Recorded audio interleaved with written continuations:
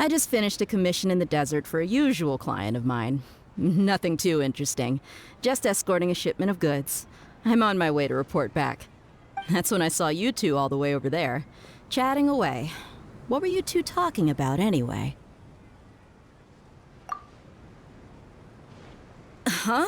You serious? Can't say I saw that coming. But you are travelers after all. I guess you'd never stay for too long in one place. Bumping into you like this will become a rarity. I'm starting to feel sad just thinking about it.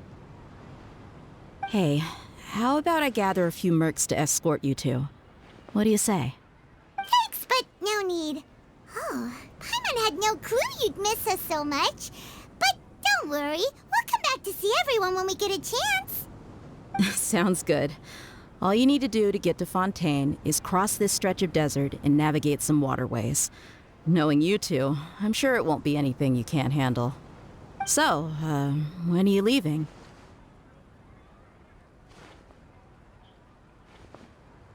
Oh, wait a sec. Paimon just remembered there are still a few dishes in Sumeru that Paimon hasn't tried yet. Now, where's that list Paimon made?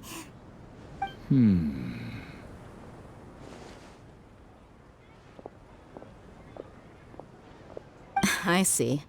Guess you won't be needing a going-away party or anything. It's sad enough to see you go like this. Though, now that I think about it, Sumeru wouldn't be what it is today without you. Seems true heroes always prefer leaving quietly. By the way, should we go say bye to Nahida? Oh, good point. Then there's no need to bother her in the real world. Then, I guess this is goodbye for now, Traveler in Paimon. Whether as a client or a friend, you're always welcome to come find me. Goodbye, Dia. Bye-bye, Sumeru.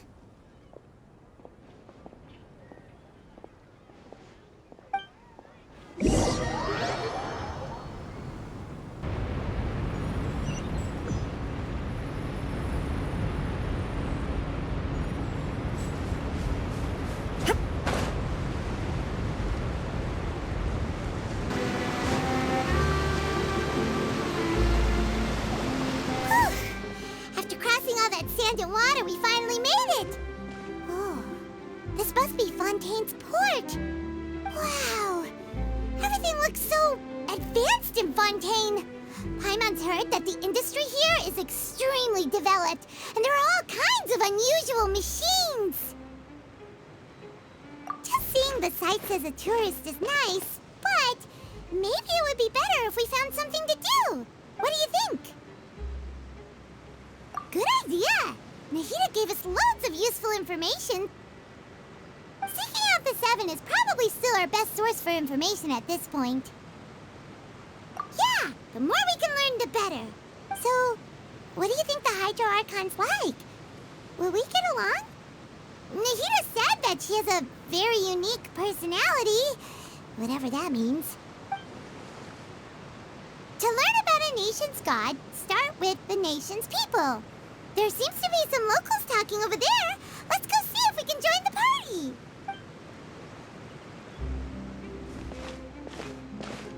party. If you ask me, it's a tragedy how things ended for him. Clearly, he was a pretty decent person. Yeah, I didn't expect that kind of ending for him. I thought he would at least fight on a little longer for his family. I was expecting a sudden plot twist, but it's a pity that it never happened. Still, his story is quite the tearjerker.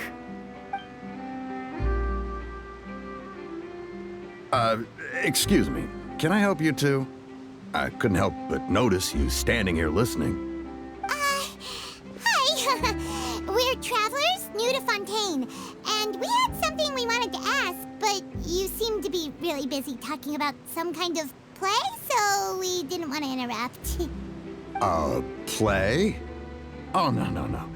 We're talking about something that really happened. In fact, it's a case that was just heard a few days ago. Really? Like, a real trial? But the way you were talking about it and the words you used just now made it sound like some kind of story. Well, good tales are often based on true stories, aren't they? And what you see in reality may also be someone deliberately putting on an act while harboring ulterior motives. Whether something is true or not simply isn't that important. The main thing is whether the story being acted out on the stage is splendid enough. Oh, but it looks like you're not from around here. You probably don't know that the Fontaine Court of Justice is called the Opera Epiclese, or more commonly known as just the Opera House. But, shouldn't court cases be treated a little more seriously than that? Not to question Fontaine's way of doing things. It's just that putting someone on trial is usually a very serious thing. No worries. Other visitors to Fontaine have wondered the same thing. You could say that we just don't want to waste the moving stories behind those cases. And as for your worries about whether the cases are treated with due reverence, we have the absolutely just and honorable Chief Justice Neuvillette, as well as the Oratrice Mécanique d'Analyse Cardinal, a machine created by the Archon. Between the machine and the Chief Justice, false charges and injustice are a thing of the past now. Oratrice? Is it some kind of machine, too? Oh, Paimon's curious. We should check it out if we get the chance. Wait, Paimon almost forgot to ask you our question. Do you know what we should do if we want to meet the Hydro Archon? Oh, that's easy. Just go to the Opera House. Lady Farina practically lives there. You could definitely say it's her biggest passion. I think what they mean is that they wish to speak with the Archon personally. In that case, I am afraid it's going to be a tad more difficult. You'll have to make an appointment well in advance, and it'll depend on whether or not she has any time slots available. Huh. Is the Hydro Archon super busy taking care of official stuff? Wait, didn't you say that she's always at the Opera House? No. Lady Farina seldom takes an interest with the nation's affairs. The reason it's difficult to make an appointment is simply because she's incredibly popular. That's right. After all, she is the Archon. Though she may tend to get a little dramatic from time to time, people can't get enough of her. Huh.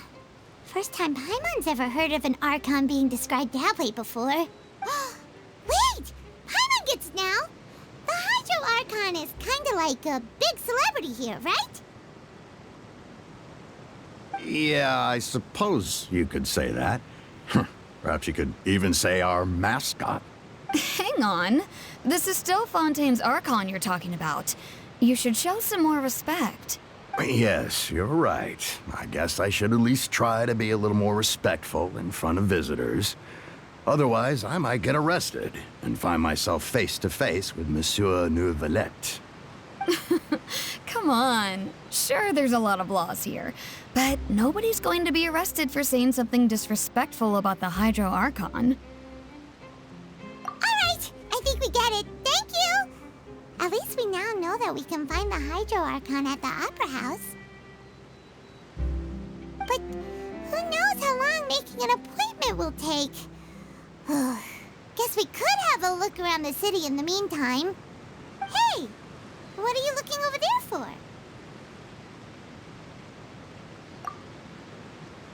Huh. Maybe something's the matter. She isn't going to jump into the water, is she?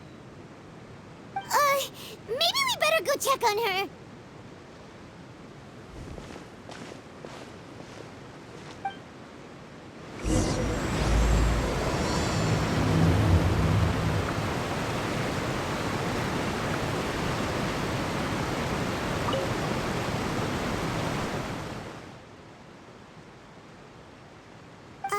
Hello there. Excuse me. Are you all right? Huh? I'm fine. Thanks. Oh, okay then. We just noticed that you seem to be worried about something.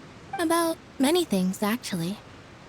But there's nothing I can do but just keep my troubles to myself. I was just reminiscing about a place my brother and I would play when we were kids.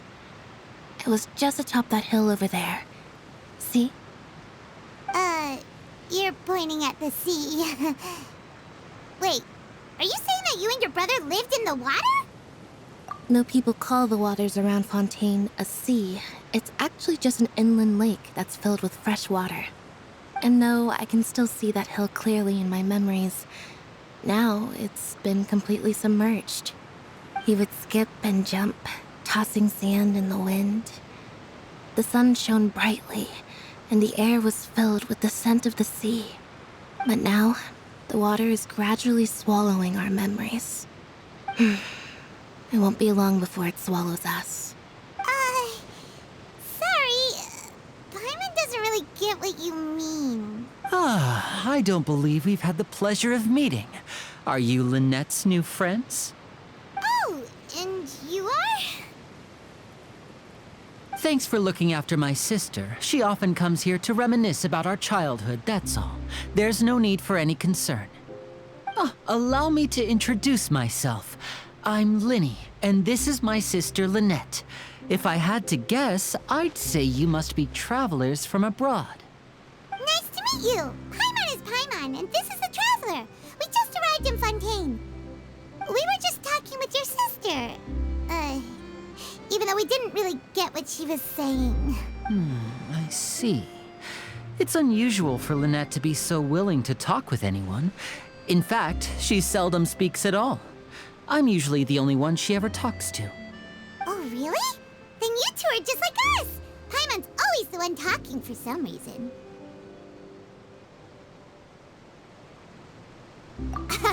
So that's how you think it is? I also think my brother can be too talkative at times. Seems you were right, Paimon. We are quite similar. So, what did Lynette mean just now when she said that the water is engulfing your memories, and that it won't be long before it engulfs you too? Oh, that. It's from a prophecy that's been circulating in Fontaine for some time now. Well, I suppose prophecy isn't exactly the right word, because that implies a certain amount of uncertainty. There's no doubt about what's happening in Fontaine now. Where to begin? Let's put that question on hold for a moment. We still haven't formally greeted each other yet, have we? Did all the introductions earlier not count? Hello, traveler.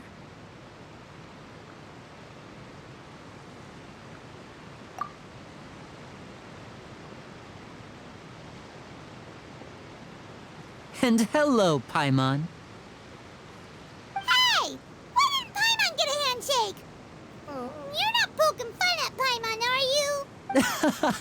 Please, don't take offense. Just consider it a sort of etiquette we have here in Fontaine when making new friends. You should remember it. It might prove useful. Oh, all right then. Well, Paimon's just happy to have a local friend now. By the way, we were just getting ready to go to the Opera House to meet the Archon. Would you be able to show us the way? So you're going to see Lady Farina? No problem at all. In fact, I was planning to go to the Opera House later myself. I'll gladly take you once I finish things here. Please, follow me.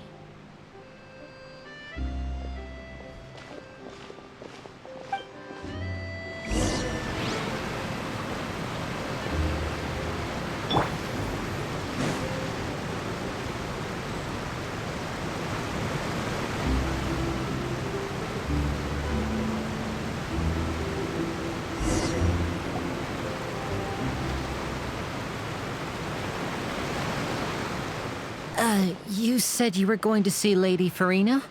Well, it seems Lady Farina has come to see you.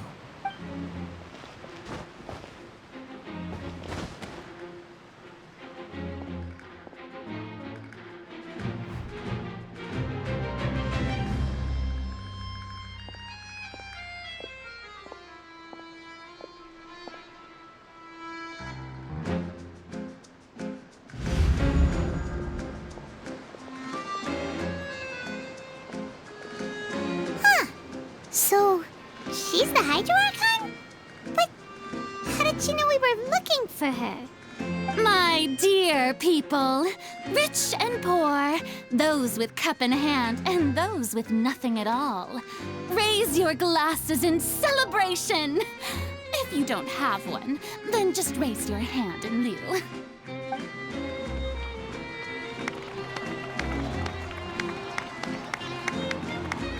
As As you can all see, two unfamiliar travelers have arrived in our nation. Come, let us make a toast in honor of this traveler and his companion, who have journeyed here from distant lands.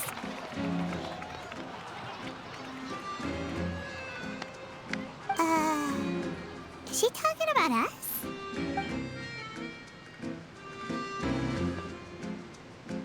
I've long heard of the turmoil and chaos you've left in your wake as you visited other nations. But I welcome you nevertheless. No, I have come to receive you personally. Fear is for insignificant cowards. I am a god, and I will never entertain the notion of such meaningless wariness.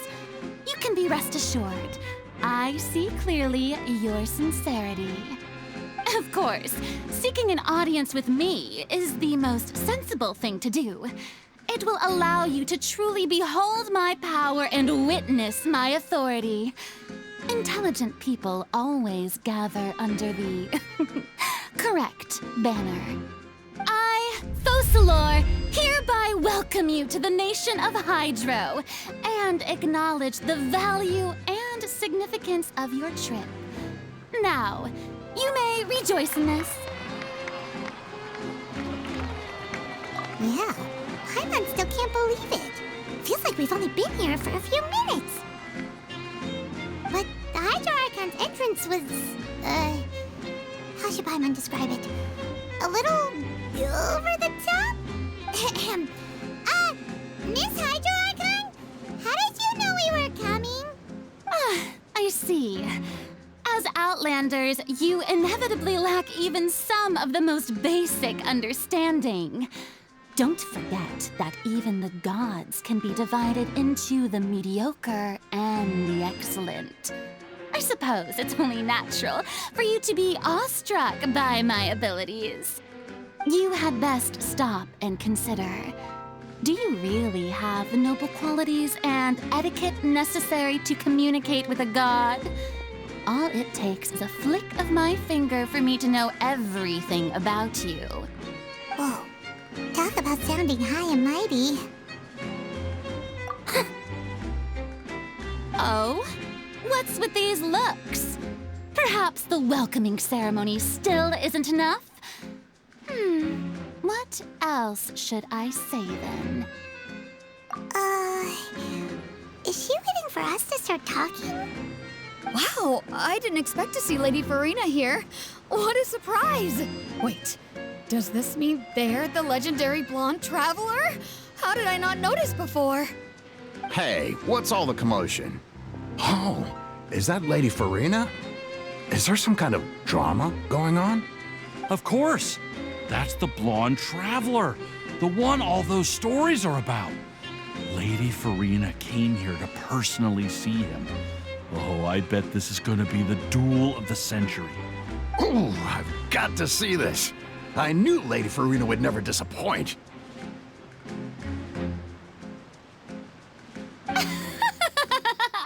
Yes, but don't get too excited now. My dear believers and spectators alike tend to get quite rowdy, and despite the noise, I've come to tolerate all their ruckus. You may consider this my reward to all of you. I have determined that there will be an epic duel between myself and this traveler from another land, just as you were hoping to see. Now she wants to fight? Aren't we getting a little ahead of ourselves?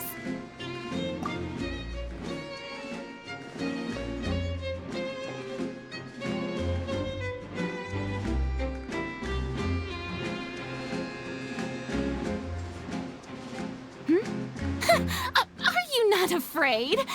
Might I remind you that this is a duel against the divine? What are you trying to do, traveler? Provoking a god in front of her people? Stand down, Clorend. I admire his bravery. Few have the courage to draw their sword against a god. He is obviously a true warrior. Unfortunately, people nowadays only crave to be thrilled, and a mere duel will not slake their thirst for excitement. Huh. Yeah, she's right. Just a duel wouldn't be all that interesting. On Araneus, criminals are always requesting duels to defend their honor. You're getting a bit old, to tell the truth. You see. Then, as the god of justice, I shall face this traveler in another kind of duel. A duel in court! Whoa, all right! Now that'll be worth seeing! Right. This is Fontaine, after all. Such a grand opera house, it would be a pity not to use it. Why do you care so much about the crowd's reactions? Seems you've spent a little too much time in the opera house. Besides, how exactly do you plan to have a duel in court? You mean you're going to put us on trial? Oh, we have reason to put you on trial. It's obvious, isn't it? According to Fontaine law, no one is permitted to release any flying objects within Fontaine city limits during the first 3 days of each month. You are clearly guilty of violating this law, no? Oh, so that's what they've done wrong. That's our Lady Farina. No one knows the laws of Fontaine like she does. You call that obvious? What kind of law is that? Wait, flying object? You mean Paimon? Precisely! Now, if you two have no objections, then in the name of the Hydro Archon, I order your arrest. My apologies, Lady Farina. I don't mean to spoil the fun.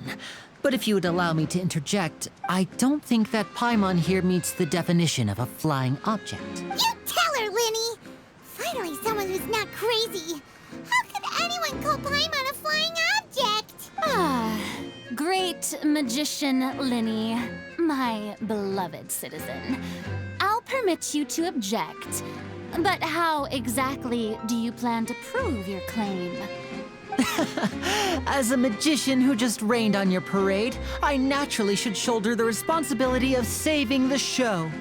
So, with such an audience gathered here, allow me to perform a trick for everyone.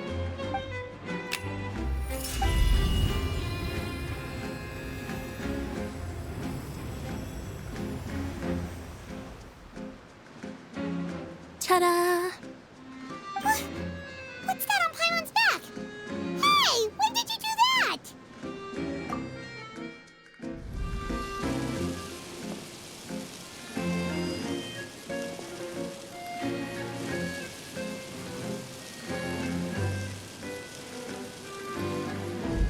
There. As you can all clearly see, Paimon should be classified as, well, something like a balloon. This rope has been in the traveler's hand all along. It was just that no one could see it before. Huh? You call that magic? You've got to be joking. I thought it was pretty good. Nice one. Huh. I'm not sure what to think. It seems Lady Farina's charges no longer hold water.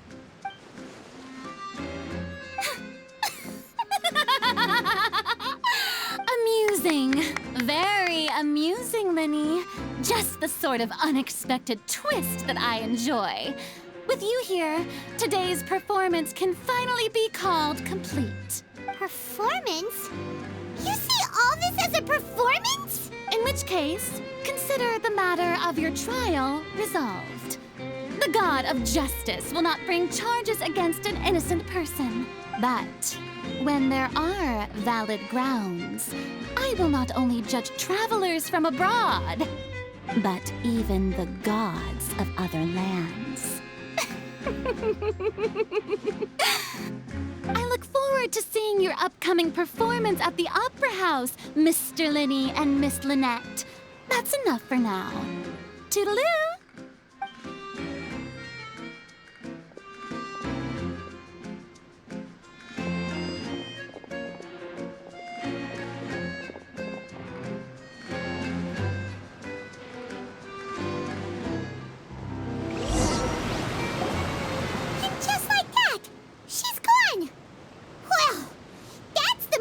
unpredictable Archon Paimon's ever seen. We never even had a chance to ask her anything. But that's a problem for future Paimon. That whole scene just now was really... Don't mention it. I just happened to remember that there was such a law, so I did a little preparation, just in case. I didn't think it would actually come in handy. So, now do you see what kind of god Lady Farina is? She can be a bit confusing at times, but she is still amenable to reason. Anyway, Paimon had no idea you were a magician, Linny. It sounded like you'll be performing at the Opera House, right? I just know a few simple tricks I use to make a living. Lynette is my assistant. It will actually be my first time performing on the most prestigious stage in Fontaine, the Opera House. But isn't the Opera House where criminal trials are held in Fontaine? When there are no public trials being held, the Opera House hosts a variety of other performances. To the people of Fontaine, the line between a trial and a performance can be a little blurred.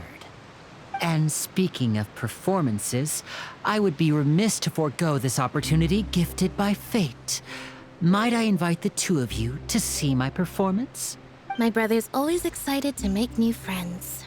Oh, sure. We don't really have anything to do now, and we wanted to go to the Opera House anyway. Splendid. In that case, why don't we go together? I'll show you the way. I just have something to take care of first. You really mean it? Then I'll take you up on your offer. This is a magical item known as a magic pocket. Perhaps you can help me distribute them to the people here. Huh? What are they going to use it for? About that... You asked me before about the prophecy, right?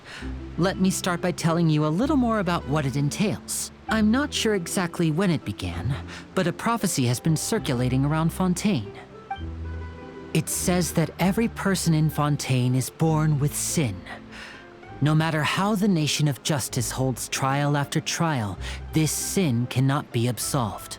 Until one day, the water levels in Fontaine will rise, and the sinful people will slowly be drowned. In the end, the people will all be dissolved into the waters, and only the Hydro Archon will remain, weeping on her throne. Only then will the sins of the people of Fontaine be washed away. That sounds pretty gloomy. Why are people in Fontaine born with sin? What is that supposed to mean? There are lots of guesses. Some say that the ancestors of Fontaine stole the power of the seas and stirred its wrath. Others say that the people of Fontaine never heeded the first Hydro Archon's warnings and offended Celestia. But here in Fontaine, evidence is what matters. There hasn't been concrete evidence for any of these claims, so they can only be regarded as conjecture. If even the people in Fontaine don't know what sin they committed, wouldn't it be better just to ignore the prophecy completely?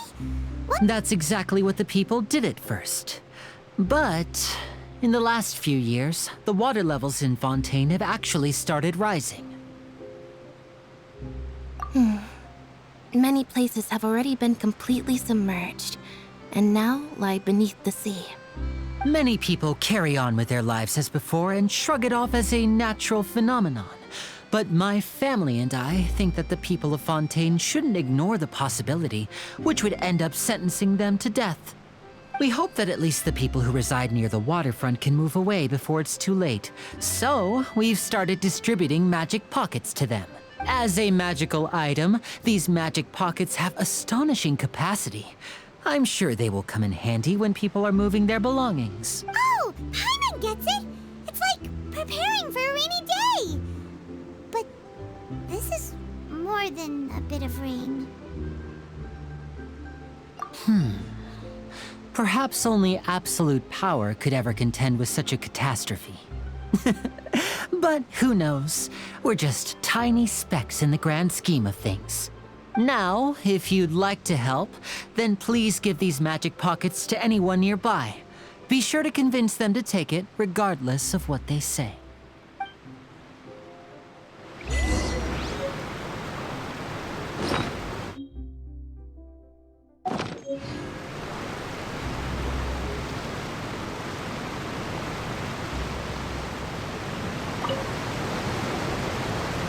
So you're the blonde traveler that everyone's been talking about. My apologies for a magic pocket? Seems you really thought of everything. I guess it's better to prepare for the worst.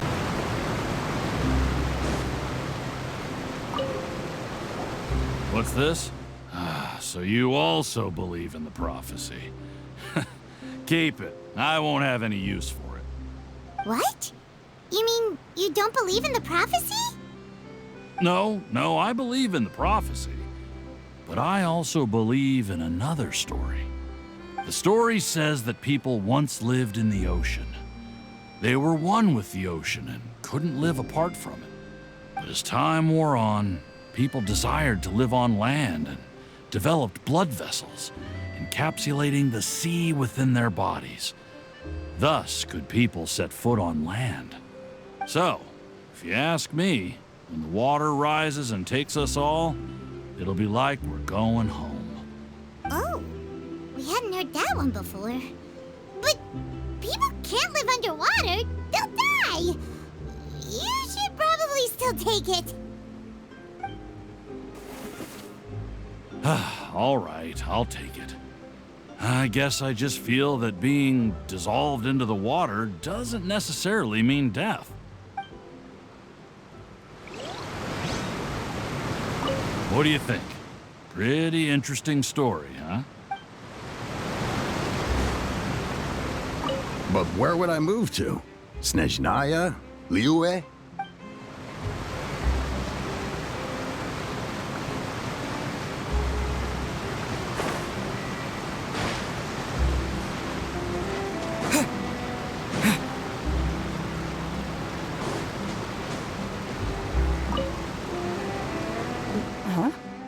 I don't want that thing. Way I see it, if the prophecy's true, it's still gonna be a long time before the water can cover everything. Life is all about living in the moment. What use is there in worrying about the future all the time? We'll cross that bridge when we get to it. You should still take it. You never know when it'll come in handy. Oh, all right, fine. Thanks. It's just that if I start moving, that means I've already given up on the life I have now. I'd really rather not.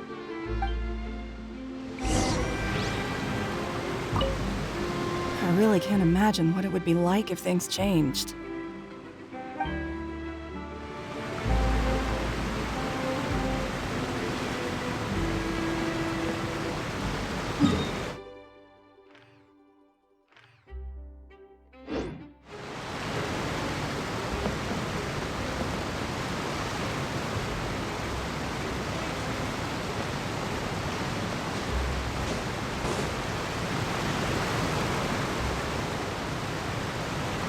Oh, you already handed out all of the magic pockets? That was fast. So, what did people have to say? I bet you heard some, interesting opinions. Yes, but that will change once disaster strikes. I know they'll change their minds, so it's only right to help them prepare. Is there anything else you need to do before we leave? Yes, one last thing. I have the magic pockets made by a workshop in the court of Fontaine. Since we're out and about, I was thinking about bringing him some more materials. So, you want to collect materials? Just tell us what the materials look like and we'll help. Many hands make light work. Oh, that would be much appreciated. We'll need some Romaritime flowers. I remember seeing them near the waterfront on the east side of the harbor.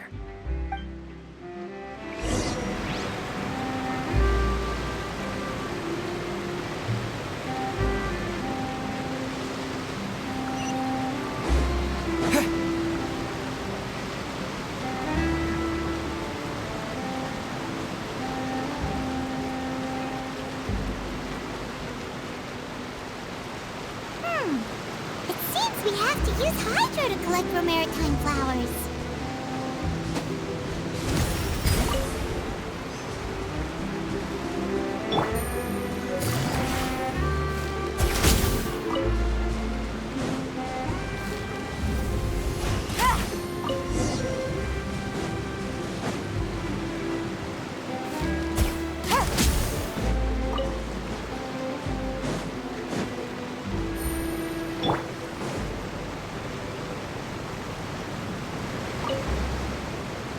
You made quick work of that. I can tell you're an experienced traveler. I've also finished collecting a few here. Maybe next time you'll feel like helping too, Lynn. No way. I'm in power-saving mode today. Otherwise, I fear I may not have any energy left for the performance at the Opera House. Fine. Though the performance is still a long way off. Now that we're finished here, we should get ready to head back to the court of Fontaine. So, we're going to the court of Fontaine before we head to the Opera House?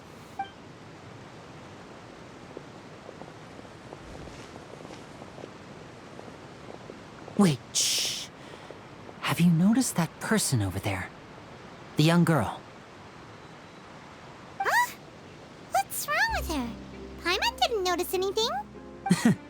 She's obviously a thief. Magicians and thieves practice similar methods. We divert attention, and a distracted audience is one that won't discover what you're really doing. Watch her movements carefully.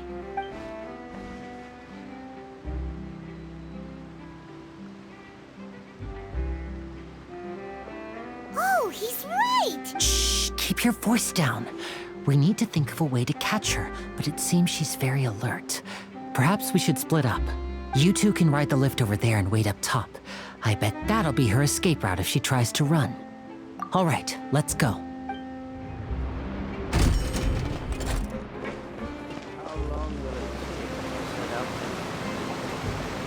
This is the spot where Linny wanted us to wait. Oh, look! Isn't that her?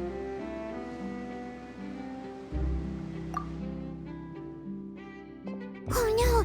Did she notice us? She started running the other... What should we do? Should we chase her? You're right. She might also be trying to lure us away.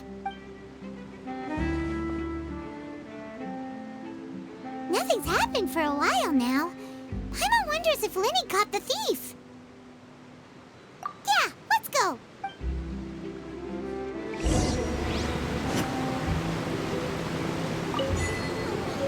Perfect when I took these photos.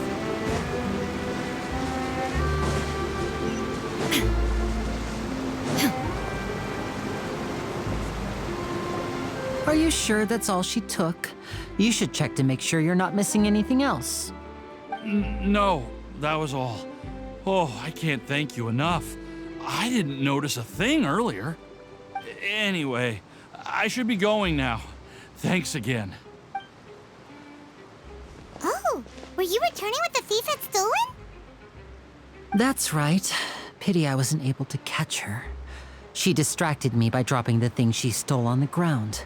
By the time I looked back, she was already gone. I saw the general direction she went, but Linny twisted his ankle, and I needed to make sure he was okay. Oh, did you get hurt, Linny? I'll be all right. It's just a twisted ankle, that's all. In fact, it's feeling better already. If you want to play at being a hero, at least try not to get hurt doing it. Imagine what would happen if you managed to derail our performance as a result. You're right. Sorry, Lynette. I have to admit that the thief was even more skilled than I had anticipated. But at least we were able to get the stolen items back, so it wasn't a complete failure. What a slippery little thief. Guess things turned out all right in the end, though. Linny's initiative paid off. All right, let's put this little detour behind us. We should go to the court of Fontaine now.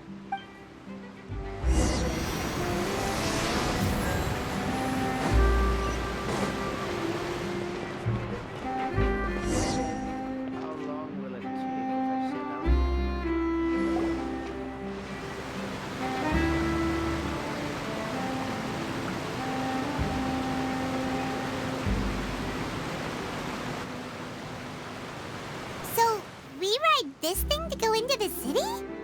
What an ingenious way to get around! People in Fontaine really know how to use water! This is an aquabus. It allows people to travel between several key locations around Fontaine. It's pretty convenient, but the ride can become a little dull after a while. The scenery is always the same. That's why it's better to travel with friends. So you mean it's still boring even when I'm riding with you? No, that's not what I meant. It's just that, well, you don't really talk that much. Besides, it doesn't really feel like a real trip when it's just the two of us. It's the same as being at home. Whatever. Guess that's what it's like to be an older brother. It's about time for us to leave. Let's get on board.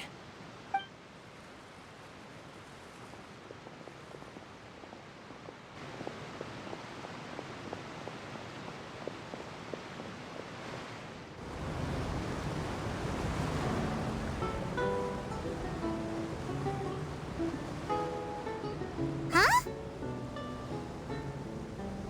What? Traveler! Paimon! Charlotte! Oh, I'd never guessed I'd bump into you all riding the Aquabus. In the story of my life, this is big news. What are you doing in Fontaine? I didn't hear anything about you paying us a visit. Yeah, it's quite the coincidence. But as travelers, we're always on the move. It's not surprising that nobody knew we were coming. Though we still have no idea how the Hydro Archon knew about us. Oh, let Paimon introduce you to our new friends.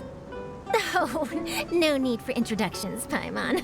I would recognize the great magician Linny and his assistant Lynette anywhere. I wouldn't be much of a reporter if I didn't know who they were. It's a pleasure to meet you. I'm Charlotte, a reporter for the Steambird. Nice to meet you. From the Steambird, huh? We've often relied on your paper to promote our performances. It's an honor to meet you. Now that everyone knows each other, Fontaine suddenly doesn't feel like such an unfamiliar place. So, what have you been up to lately, Charlotte? Any big news? Not too much. When there isn't any breaking news, I mainly cover the trials at the Opera House. You can still manage to keep readers' attention as long as you tell things from a clever enough angle, even if it's the same old topics. For example, reporting on how a scammer once deceived vulnerable girls into relationships, or how a financial criminal was once so poor that they ate a single piece of bread for 5 days. You're right. Seems you know me pretty well. What I'm really after is exclusive, sensational news pieces that could shake the country. These smaller stories are a waste of my talents. Oh, I just remembered. I've been following a case lately. Well, a series of cases, actually. You mean the serial disappearances of young women case? That's right. These stories are the talk of the town right now, and it's probably the most mysterious case we've ever seen. If I'm the first with a draft ready to publish when the case is finally cracked, and it's the headline story in the Steambird, oh, when that happens, I bet all the other reporters will shed tears of envy. I've already gathered all kinds of materials. I just can't wait for the truth to be revealed. So, what is the serial disappearances of young women case? You mean the culprit hasn't been found? That's right. The first missing girl case happened almost 20 years ago. And ever since, after a period of time, another girl disappears. What the cases have in common is that the girls are all of a similar age, and that they've all vanished without a trace. But the scariest part is that to this day, none of the girls have ever been found. Many suspects have been arrested over the years in connection with this case, but shortly after each arrest, another disappearance would always happen. Yes, it's possible. But either way, I believe that every case has some precise truth behind it, waiting to be exposed. Yes, I agree. And at the very least, the family of those missing girls deserves some sort of explanation. I just imagined for a second what I would do if Lynette were to suddenly disappear. I'd pay any price to get her back, and then find a way to track down the culprit. Please don't imagine that, Linny.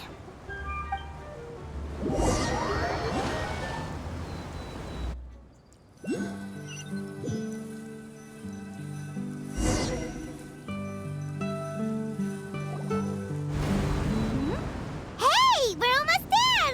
Look!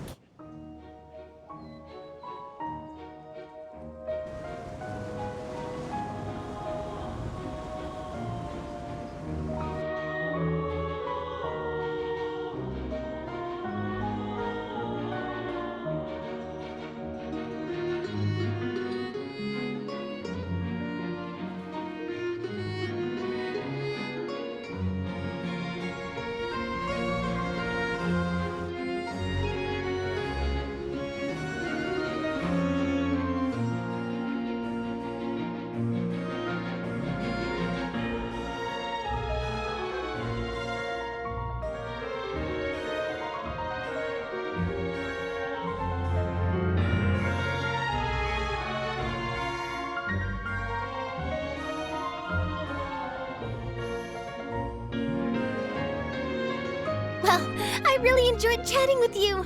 Life should be full of pleasant little surprises like this. Yeah, us as well. The ride went by too quickly. I have an interview to get to. I should get going before I'm late. Okay. Paimon hopes we can chat again soon, Charlotte. See ya! Bye now. Oh, be sure to stop by and see me at the Steambird when you have time. What a tough job. Always running around and interviewing everyone. Well, where should we go now? If you don't mind, how about we stop by my home first? Besides, I still have all the materials we collected. Sure, we wouldn't mind at all. This city is so huge, Paimon wouldn't know where to start anyway.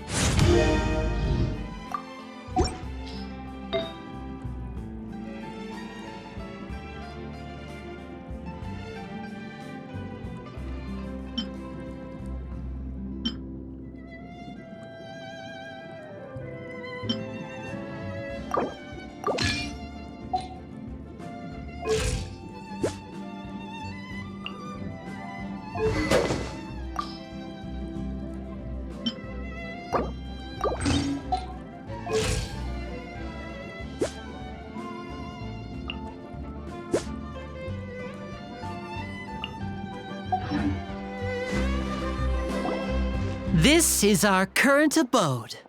Ah, Fremine, you're home. Where did everyone else go? I have some new friends that I would like to introduce. Oh, they all just went out a moment ago. I see. Everyone is getting busier now that Father will be returning soon. I suppose that can't be helped. Allow me to introduce you to my little brother, Fremine. He is a phenomenal diver. Hello. Nice to meet you. Paimon is Paimon, and this is the Traveler.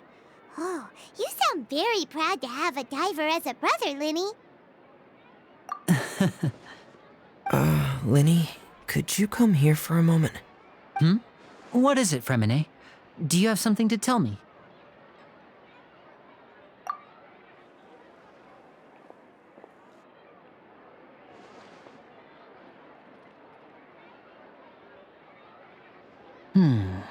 Okay, I see. Is everything all right? Oh, it's nothing. We were just discussing a little housework. Sorry for the interruption.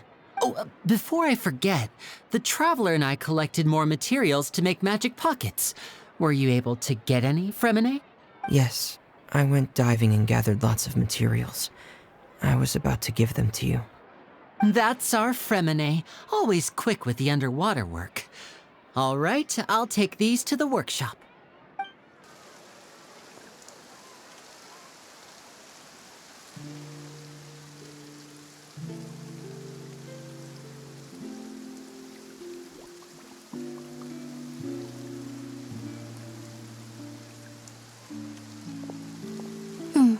Looks like rain. Oh, you're right. But sunny just a moment ago? Fontaine's weather sure is weird. I'm afraid that's just how it is here. It often rains on days where there are trials being held in the Opera House, but don't worry, it'll clear up soon enough. What's wrong, Fremine? There's a legend about the rain that I tend to believe. It's said that a dragon of water once resided in Fontaine. Though we don't know where the dragon went, every time it weeps, the skies will cloud up and pour out rain. When I was a child, my mother told me that if I wanted to go outside and play, I should yell toward the sky at the top of my lungs. Hydro Dragon! Hydro Dragon! Don't cry! If it's an elemental dragon, then having the power to make it rain wouldn't be very unusual. Let Paimon try something. Hydro Dragon, don't cry!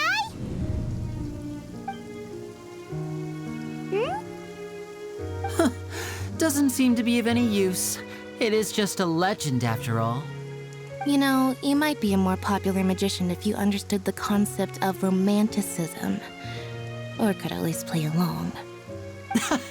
Sorry, it might be because we've never met the Hydro Dragon. Perhaps it can't be comforted by the words of strangers.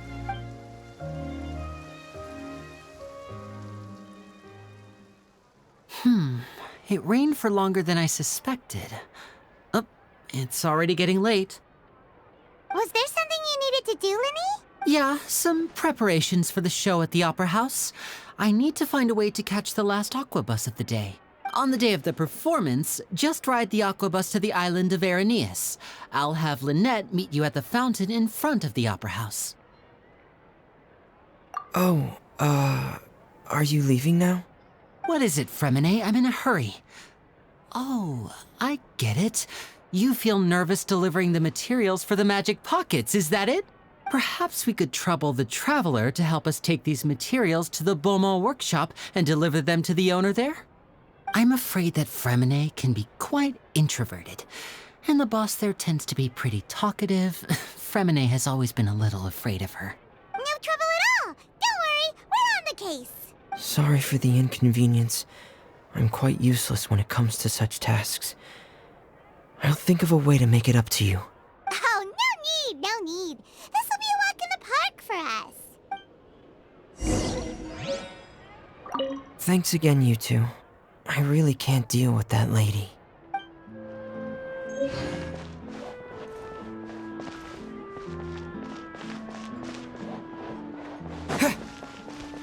No way! I'm not guessing. Take a guess.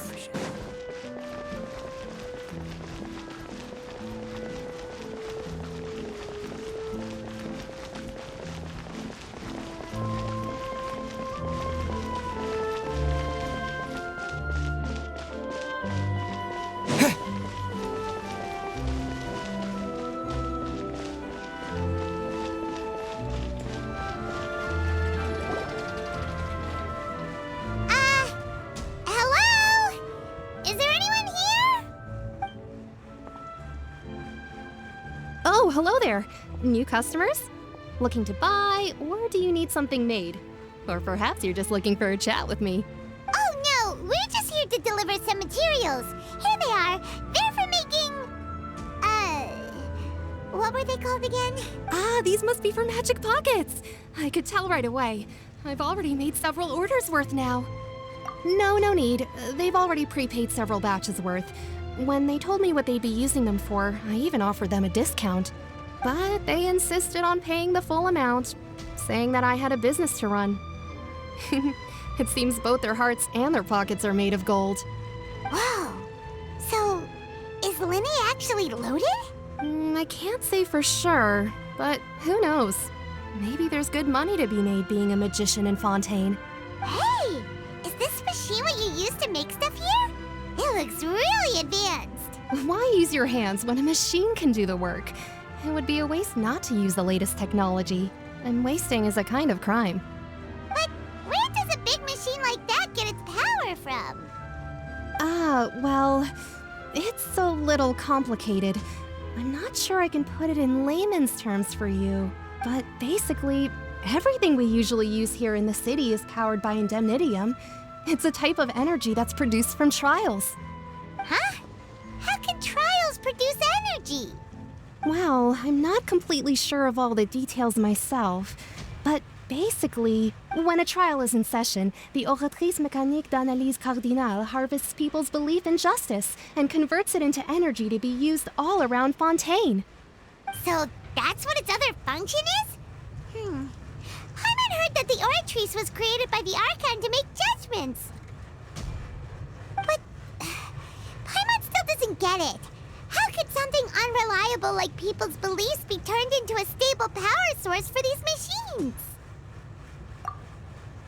Oh, yeah! So that means the Hydro Archon relies on the machine to take the energy created by belief and turn it into power for all of Fontaine, right? Even though I've never heard anyone really put it that way before, it sounds like it makes sense. Besides indemnitium, we have another type of energy called pneumosia. It isn't produced by the power of the Archon, but it is unstable by nature. Even now, it still cannot be widely used by civilians. I thought I'd find you hard at work, but here you are chatting the day away. Since you're already talking, I'm sure you wouldn't mind a few words with me. You again? Didn't I already promise you that I'd have the more I owe to Confrérie of Cabriere by next month? Why are you hounding me now? Yeah, but how do we know that you won't go running off by the end of this month? I want 50% today. Wait, no, 70%. Huh? You... Seems business isn't so great for the workshop. We've already finished our job and delivered the materials. Maybe now's a good time to leave? Hey, hold on! Before you go around trying to collect payments, why don't you settle your own debts first? If Confrérie of Cabriere wants to poach clients from Northland Bank, that's fine. But I'm afraid you still owe the bank a hefty sum of mora. So why don't we work things out between us first, before you get back to your little conversation here? You're from Northland Bank. But we said we'll pay everything we owe next month. Why are you hounding me now?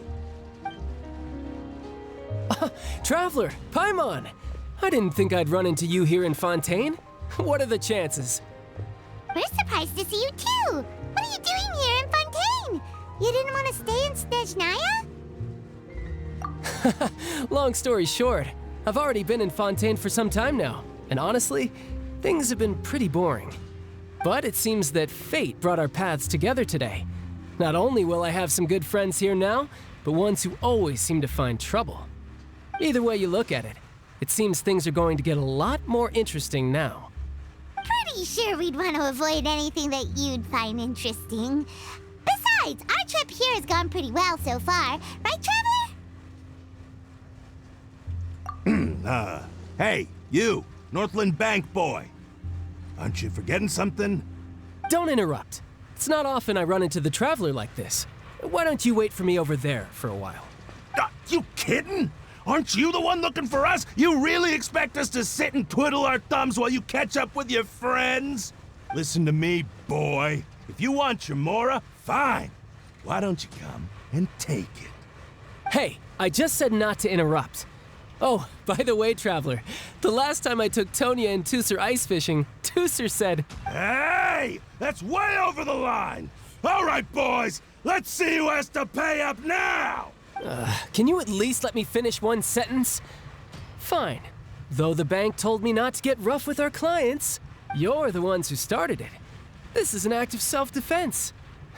You two will have to be my witnesses, okay? I'm sure this won't take long.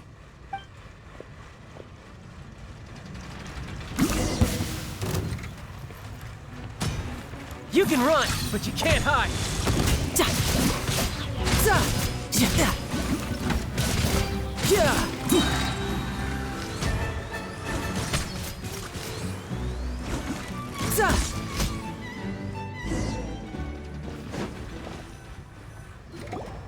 Oh, what's your deal, Brad? How are you so strong if you're just a staffer from Snezhnaya's Northland Bank? Wait, Don't tell me you're...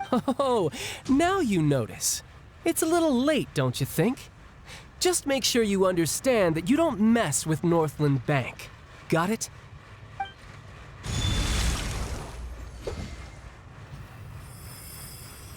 Huh? Now's my chance!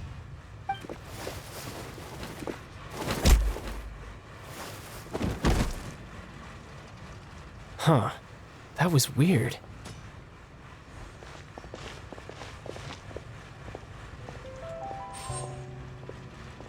I'm not sure.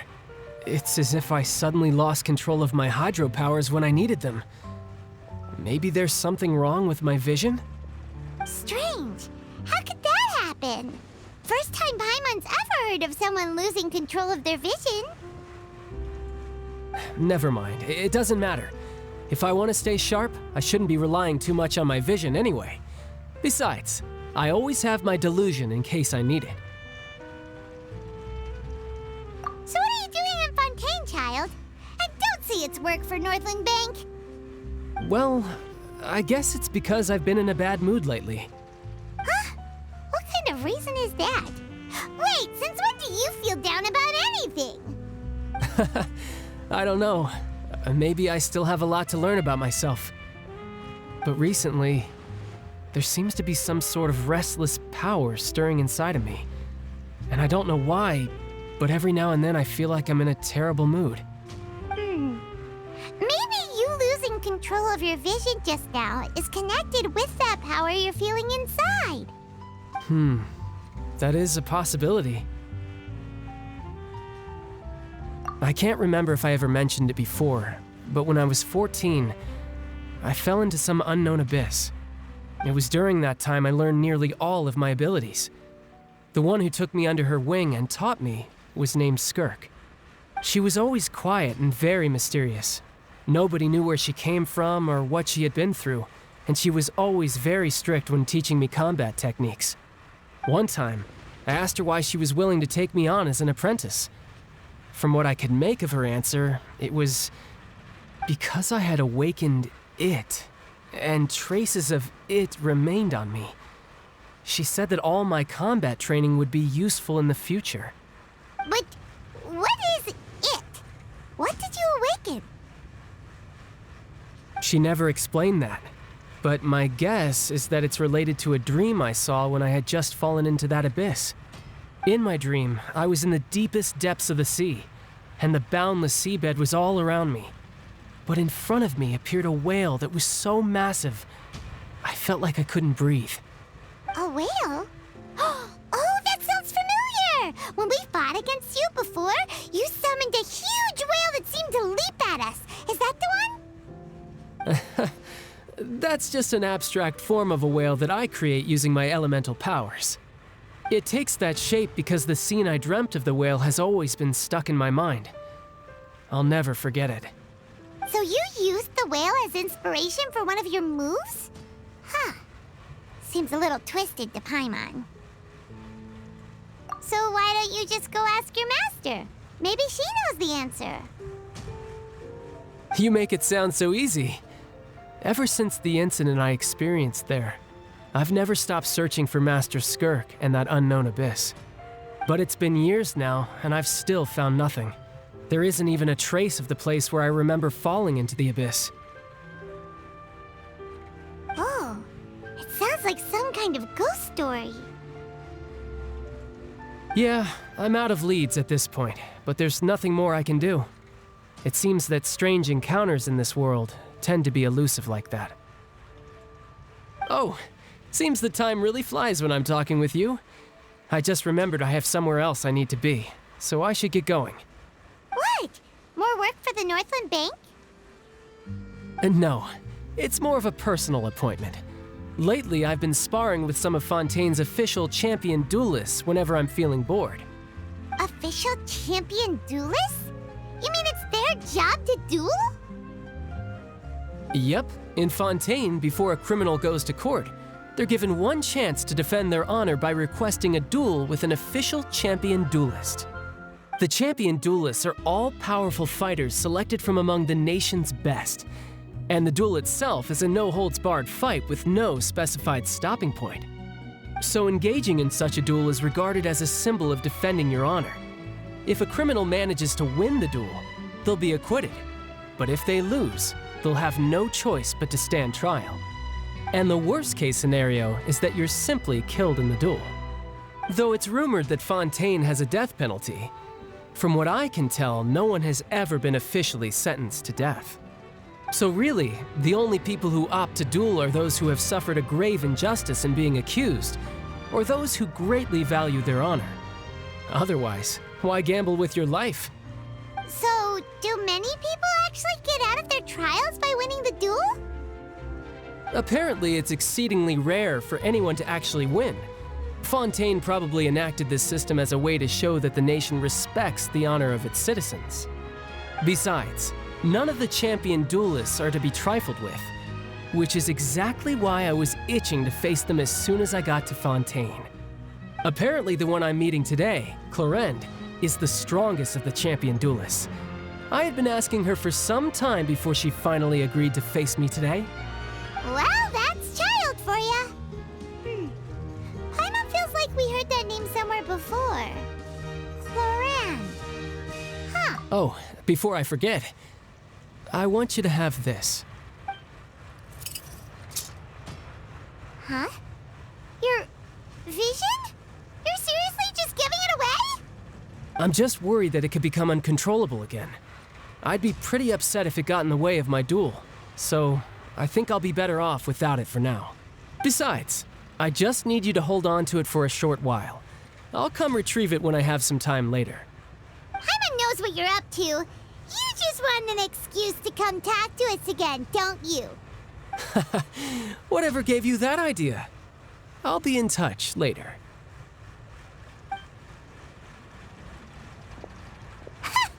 That sneaky guy. He said he's been feeling down lately, but he seemed the same as ever to Paimon. Well, since we don't have much to do for now, we might as well walk around and see the city before Lenny's performance.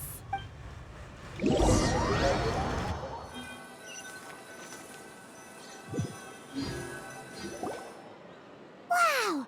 Who could have seen that coming? The reporter who was barely around for most of the story was the murderer all along! Sorry. Paimon was just surprised, that's all. Paimon never saw that twist coming. The murder mystery novels here are amazing! The whodunits here in Fontaine are a lot different than the light novels you see from Yai Publishing House. Both have their merits, but Paimon thinks this style of novels are more, well, novel. It's so exciting to reach the moment when the mystery is uncovered, especially in the one Paimon was just reading. You should buy a copy and read it too. Oh, sorry about that. Paimon will be more careful next time. Hey, shouldn't we be heading to the Opera House to see Lenny's performance soon? It's almost time for the show to start, so we should get going. Lenny said that the Opera House is on Aranias, so let's go ride the Aquabus.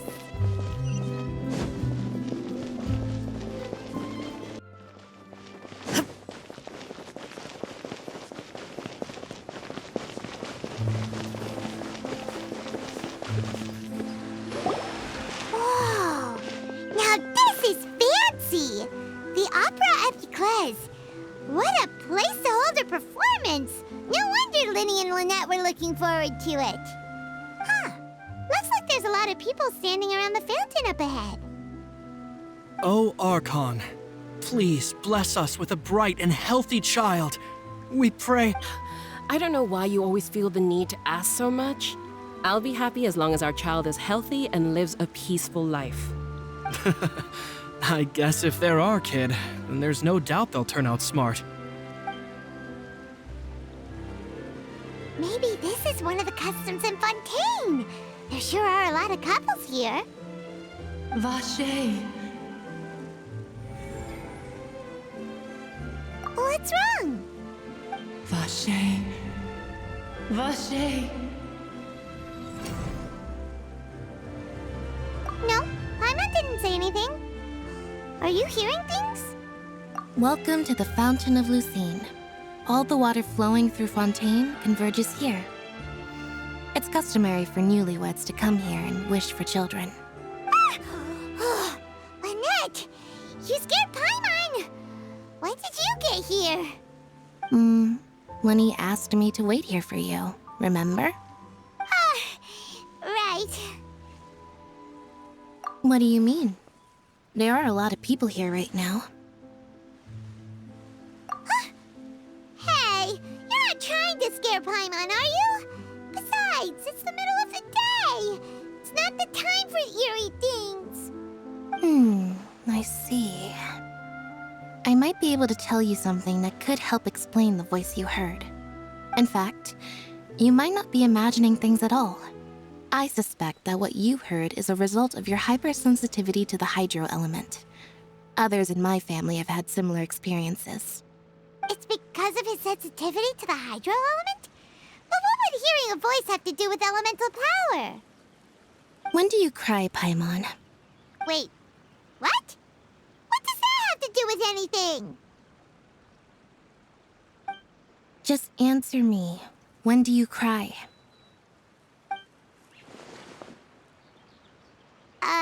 When Paimon's really sad? Oh, and when Paimon's super happy. Oh, and also when Paimon's really, really scared. Then you should understand that tears contain your most intense emotions. Like I just mentioned, the Fountain of Lucine is where all the flowing water in Fontaine converges. Even the tears that fall to the ground will eventually gather here. So maybe what you heard was the intense emotion coming from someone's tears. So, what did the voice say? If you were hearing their emotions, then Paimon wonders what happened to them. Rather than worrying about them, we should worry about my brother first. Don't let that calm look of his fool you. He tends to get pretty nervous just before a performance.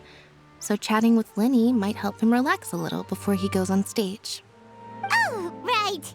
That makes sense. Let's go in and see Lenny.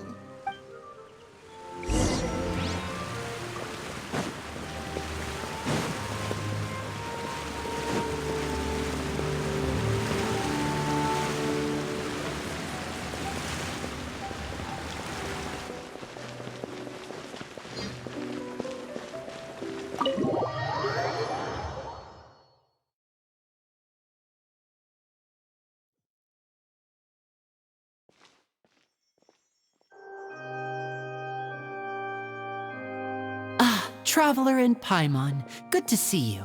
I knew you two would come. Are you kidding? We wouldn't miss it for the world. We've been looking forward to it. I can tell, judging by how early you've arrived. But you're actually right on time. The audience still hasn't started entering the venue yet, which means now is the perfect chance for us to take you to the best seats in the house. Wait just a moment, I'll fetch the tickets.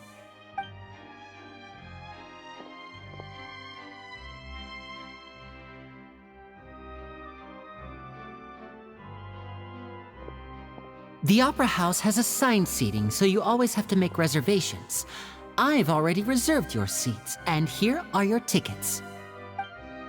Ooh, front row seats! Thanks, Lenny! Don't mention it. There's no need to keep thanking me. Hey, Lenny! Could you come over here and take a look at this? Oh, I'll be right there. Seems there's an issue with the stage props over there. That's Cal, my assistant, calling me. I'll go lend him a hand.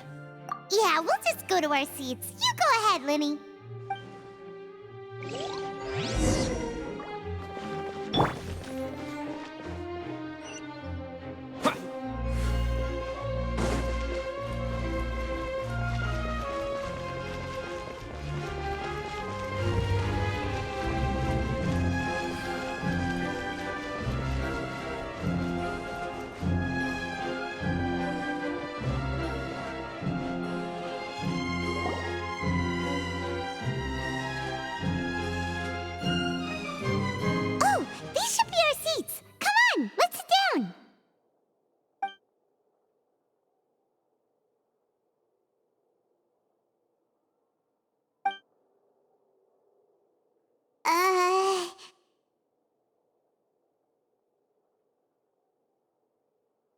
Hey,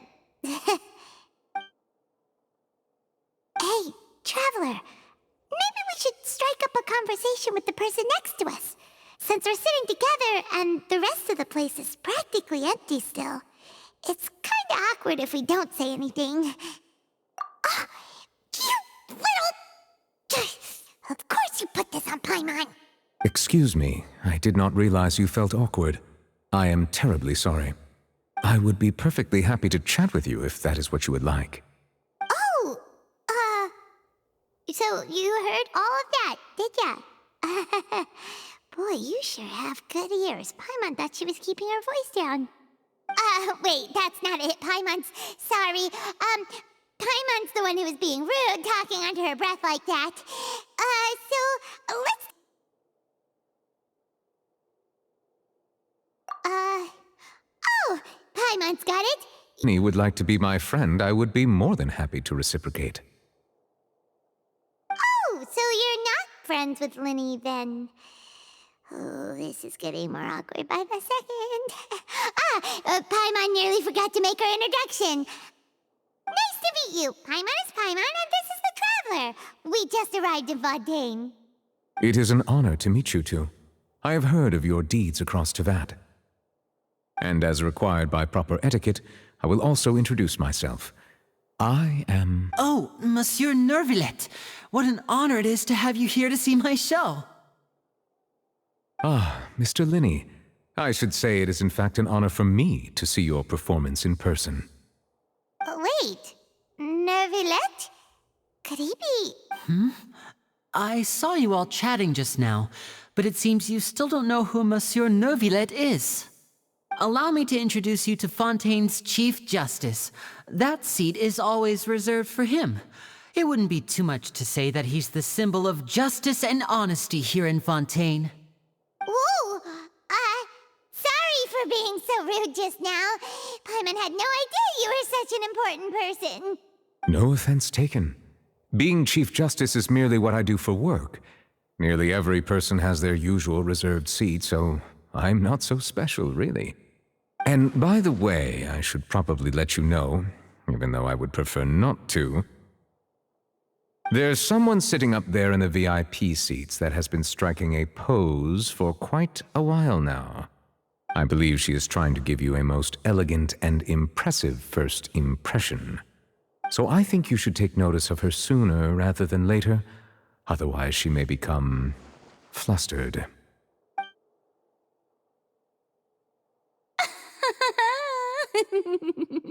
Huh? Oh, it's Farina, the Hydro Archon. Huh. She sure has a smug and satisfied look on her face.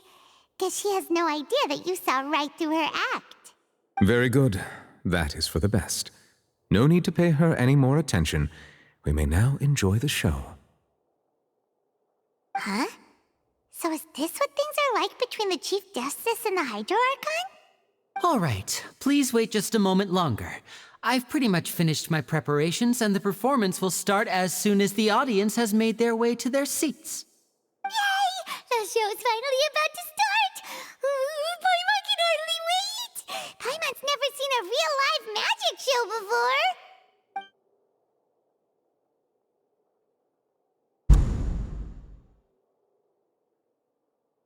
Ooh! They're dimming the lights! The show must be starting!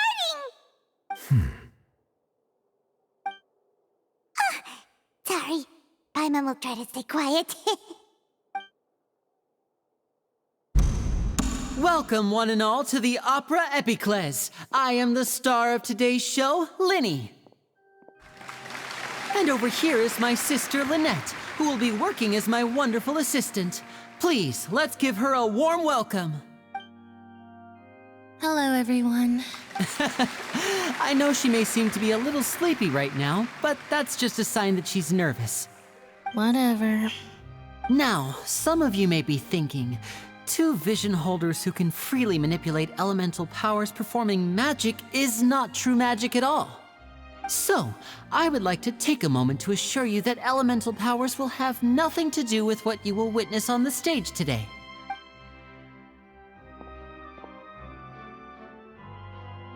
Both Lynette and myself have removed our visions for the show. That way, even the gods won't be able to help us. Oh, good point. That's what makes the show real magic. Now, without further ado, let the show begin. Lynette will now exit the stage to make some preparations. I know you might miss her, but don't worry. She'll be coming right back on stage momentarily. Perhaps in an unexpected way. I'm sure she'll be stealing the spotlight soon enough.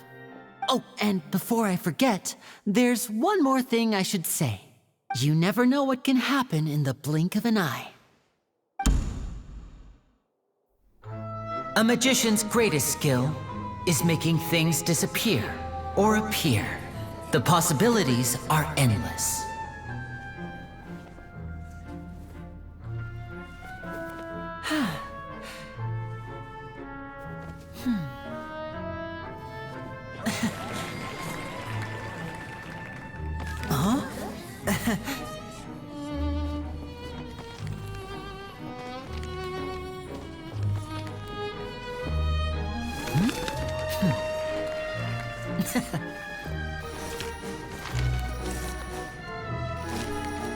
But this isn't what you came for. These little tricks, you've seen them all before. So it's time for something truly extraordinary, don't you think? This one's a little tricky.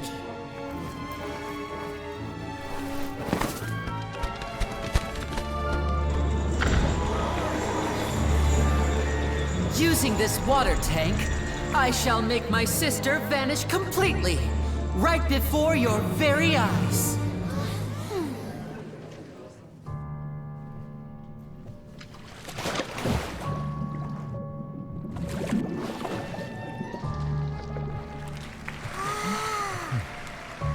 It's actually quite simple. She'll just turn into air bubbles and float right out of the top.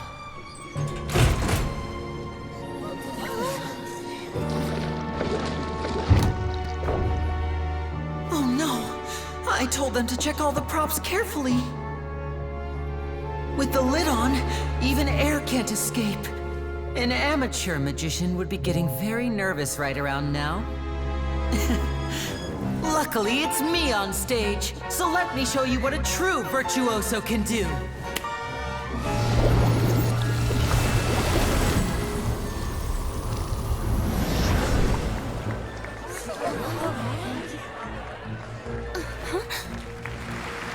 Lynette, are you still there? Don't go too far. We don't want to use up all our magic. Hi, I'm back. Uh-huh.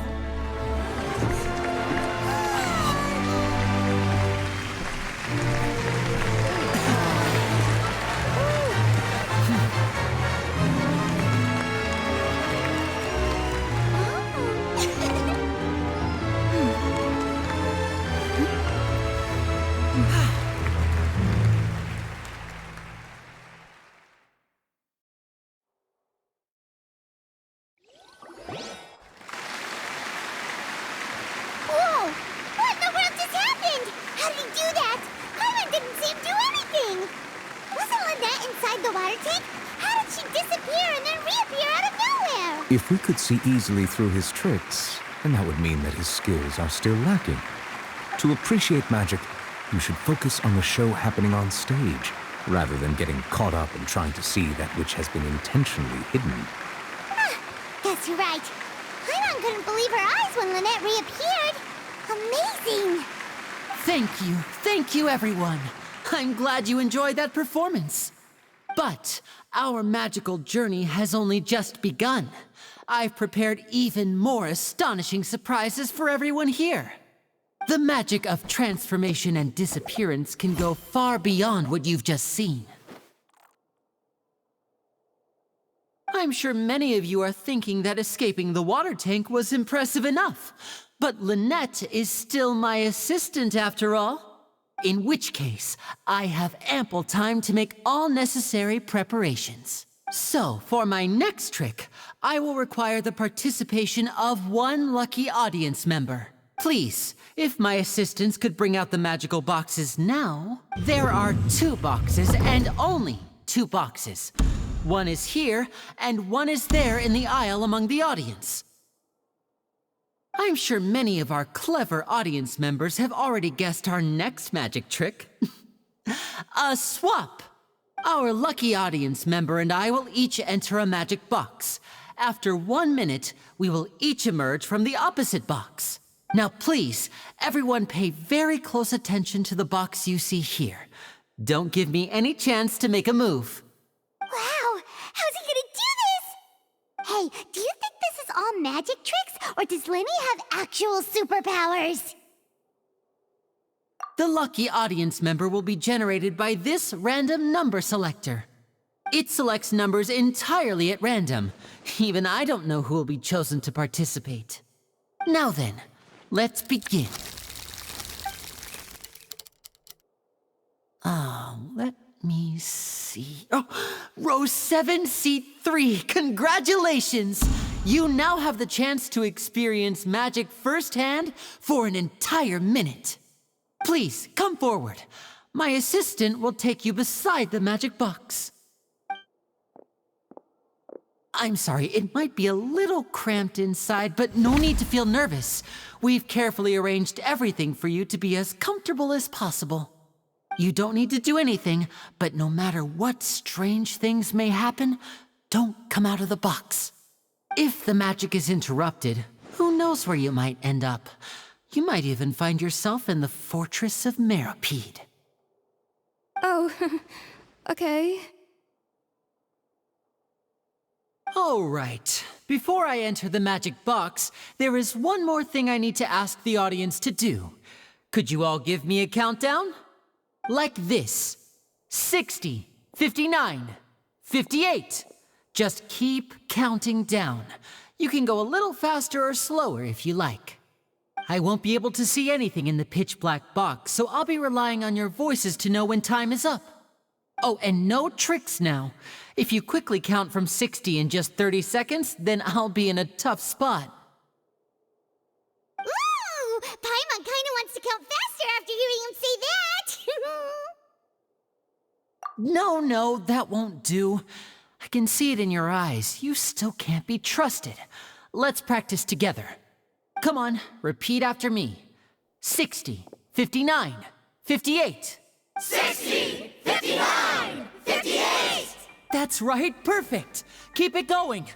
All right, I'll see you all on the other side once you've finished counting. 54, 53, 52? Why aren't you counting, Nervalet? I am counting in my head. I think things are exciting enough in here as it is. Merely a consequence of my identity and personality. Do not worry about me. Just enjoy the show. Oh, all right. You look so serious that Paimon thought you might be feeling uncomfortable or something. 40, 39, 38! Mr. Linney, are you all right in there? Is everything ready? Yes, I'm fine. I'm just double-checking the direction of the magic. It would be a disaster if we get sent to the wrong places. For example, midair right above the audience.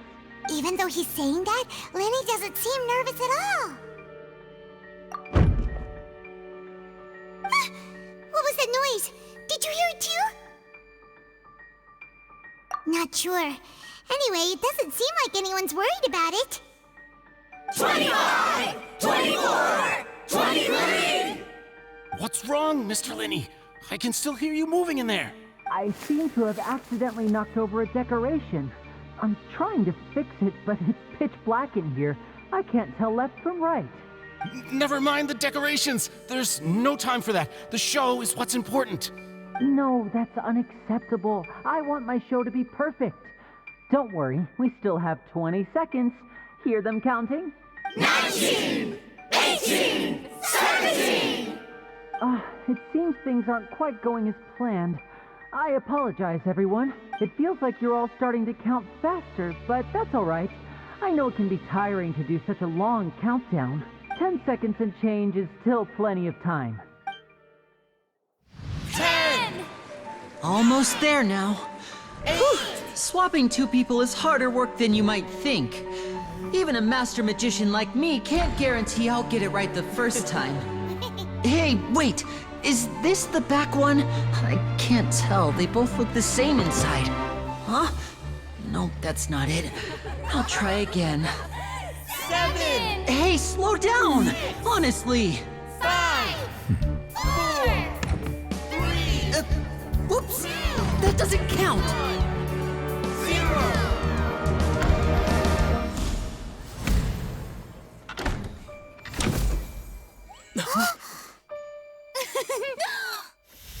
Ta-da!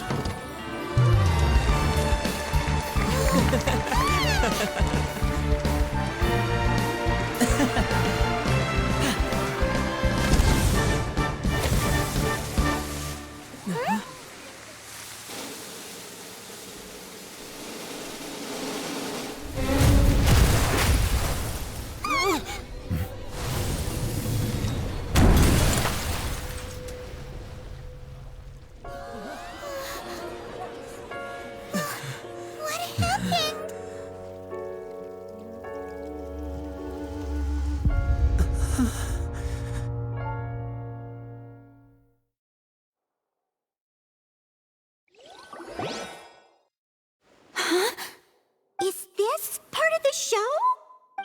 Mr. Linney, you're going to use magic to fix the stage now, right? What happened? Oh no. Maybe this isn't part of the show. The girl was still in that box, right? This performance is over. Medical staff with me. Guards, secure the scene and detain all the performers. Seal the exits. No one is allowed in or out at this time. Yes, that's right. If this was just an accident, then we must investigate the cause. But if this was all part of some scheme, then those accountable will not escape the judgment of the God of Justice. No need to be alarmed, you two. We'll get to the bottom of this soon enough.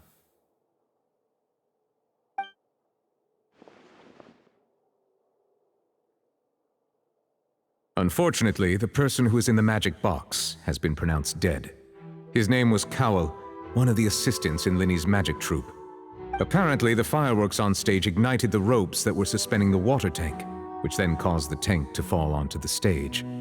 As of now, we are still not sure why we found Cowell in the box, rather than the guest from the audience. And after an initial search of the area, the guards have confirmed that the girl is nowhere to be found. It appears that this incident was not merely some mishap with the performance. And there are many indications that it is connected with the case of the serial disappearances of young women. The serial disappearances case? That's the case that Charlotte mentioned before. I know the truth. I can see through the whole thing. Really, using such a shallow and obvious mystery as his finale. Did he really underestimate us that badly? I say that our powerful magician, Mr. Linney, is now the prime suspect for the serial disappearances case. Huh? Why me? This whole thing was an accident. Oh, this all occurred during your magic show, did it not? The missing girl disappeared after being chosen, did she not? The deceased is one of your assistants, is he not? Now that I think about it, that whole speech about magicians making things disappear was nothing more than a provocation, a bald-faced challenge. That can't be right. How can Linney do this? He was in the box on the stage the entire time. We can even hear his voice. Besides, before the show, he told us that he would like to catch the criminal behind the disappearances. He couldn't possibly mean catching himself. Save discussion for a later time, please. Lady Farina, may I assume that your comments just now constitute an accusation against Mr. Linney and his associates, and that you are pressing charges? Huh? I just think that he... Well, I think it might be a little early to talk about formally pressing charges. But what Lady Farina said just now makes perfect sense. Looks like she's gonna personally deliver justice. A kidnapping and murder carried out under the cover of a magic show. Lady Farina said it all. I mean, of course, my dear people.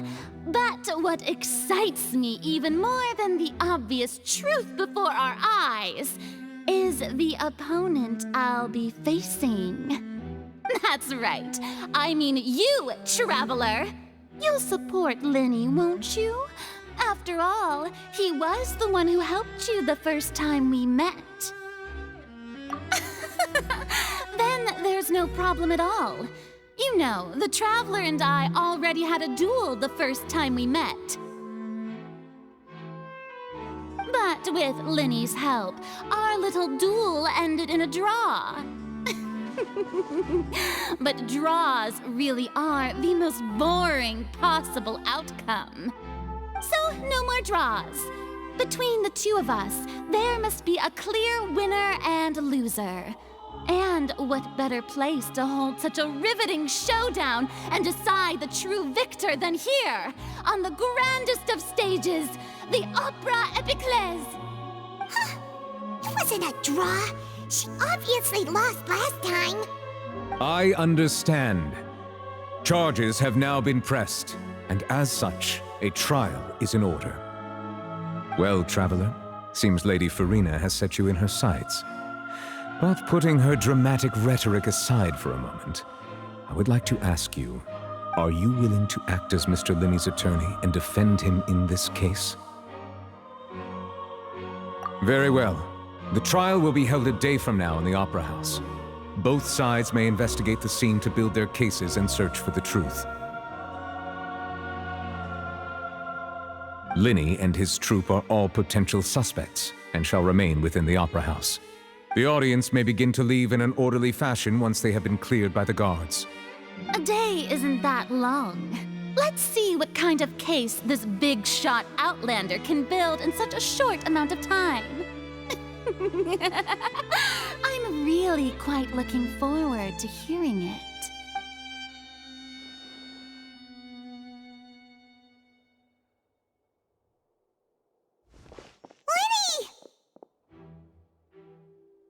Sorry about everything that happened just now. Were you frightened? Of course! Who wouldn't be scared after witnessing an accident like that? Yeah, I'm a little shaken up myself. How could this happen? And poor Cal. I know you already claimed that you would defend me, but now it's just us talking. Tell me, do you think I could possibly be the murderer? I understand. Even I'm not sure what happened, so I can only imagine how difficult it is for you to grasp the situation. I'm sure everyone sees me as the biggest suspect at this point. But if you ask me, the whole thing is mysteries layered upon mysteries, such that all that's left is confusion. I don't know whether what happened there on the stage was purely an accident or not, and I don't know why poor Cal was in the box. As for how that girl chosen from the audience could suddenly disappear, I'm afraid I don't have any answers either. If someone tampered with my performance, then we need to figure out what they did. Even a skilled and knowledgeable magician like myself couldn't pull all that off in just 1 minute. Which is precisely why we need to investigate. As this book says, the impossible could not have happened. Whatever happened must have been that which is possible. Paimon bought them when we were reading at the bookshop in the city earlier. Pretty cool, huh? Don't worry, Paimon used her own savings to buy them. It wasn't from our travel funds. I think they look cute on you, Paimon. You have good taste, Lynette. That's the right attitude. Feeling depressed isn't going to help me now. I need to get back to my normal self. But with the guards watching our every move, it's going to be especially difficult for Lynette and I to prove our own innocence. Good thing you agreed to be our attorneys. Thanks for that. We'll be counting on you. Yes, thank you so much. Yeah, just leave it to us. Oh, since we're going to start investigating, Paimon has a question first. Where did Lynette go during the performance? Ah, well, I'm afraid that would involve some of our essential trade secrets as magicians. The secrets behind our magic are past saving, Linny. I suppose you're right. The truth behind our tricks is going to be important evidence that will be weighted during the trial. 'Tis truly a pity. As a magician, our magic show is a work of art. We've poured countless hours and spared no effort in perfecting it. But if revealing our secrets will help you uncover the truth behind what happened, then it will be well worth it. We should go somewhere else if we're going to discuss our magic tricks. We'll go speak with the guards, and in the meantime, you can go investigate the stage and the seating areas. Alright, let's go have a look while the investigation teams are still here. Detective Paimon is on the case!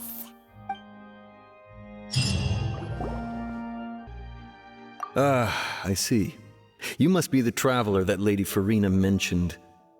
Listen, I'll be perfectly honest with you. I'd avoid getting mixed up in this whirlpool of a mess if I were you. Huh? What do you mean? Come with me and you'll see. The deceased is one of Linny's assistants, named Cal. Even though he hadn't joined the troupe long, he was hardworking and everyone generally liked him. The assistants are usually in charge of setting up and inspecting the props, as well as assisting with the show and keeping the crowd engaged. As you probably saw when you were in the audience, the water tank suddenly fell and smashed the box with Cowl inside it. This is the real mystery. We've already searched the scene and were unable to find any traces of the girl. However, if you look carefully, the box was positioned directly under the water tank. The ropes holding the tank were then burned by the pyrotechnics on stage, causing them to snap. All these factors lining up so perfectly makes it hard to see this as a mere accident. If anything, the more logical explanation is that the whole incident was intentionally planned, and Linny is the most likely person to have access to all these areas. But he doesn't have a motive! Are you both good friends of his? Well, you can't say we're good friends, but we've known each other for a little while. So in just a short time, he was not only able to win your trust, but even convince you to act as his attorneys. I know there's no such thing as magic. The real trick of a magician is holding the audience in the palm of their hand. I've seen a lot of cases, and I can tell you that people are the least reliable kind of evidence. Sorry, I tend to be pretty straightforward. Just know that I'm warning you for your own good. Anyway, you may investigate the scene of the crime yourselves if you're curious. Who knows, maybe you'll be able to come up with some new evidence.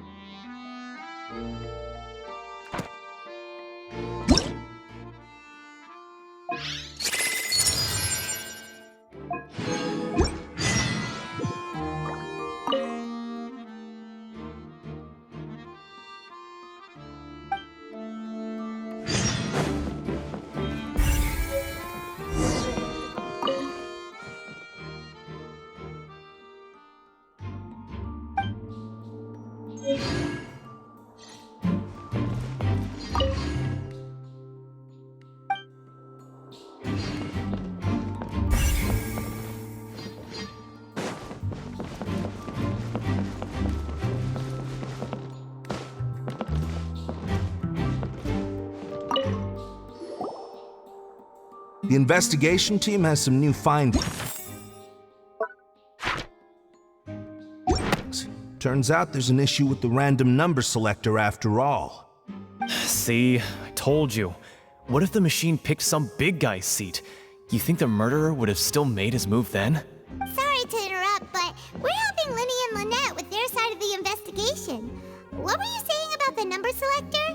There's something wrong with it? You're trying to help them? That'll be a tall order. Linny used the machine to pick a random member of the audience during his performance, right? The lucky girl that later disappeared.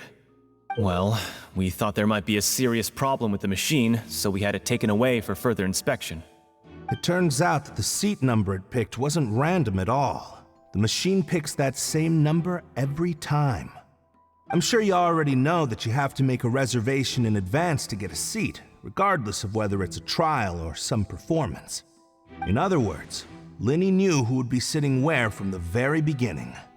That much checks out. Linny reserved our seats for us too. Bet you see why I was saying it'd be tough to make a case for Linny. Even though it's bad for Linny's case, Paimon had better write it down.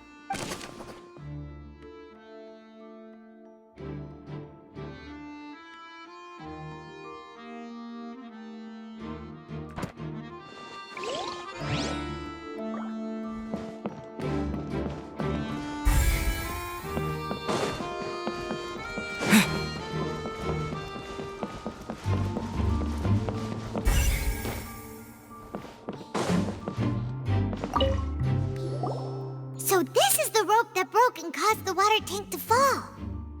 The rope looks pretty durable. How can it be burned through so quickly by fireworks?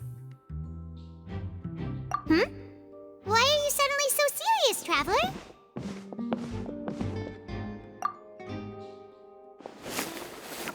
Whoa! Look! This bit is made from different material! Most of it was burned away, but there's still a little bit of it left. So if a rope meant to hold something was made with that kind of material in it, then that means... Wait, Paimon should write all this down. Let's take notes.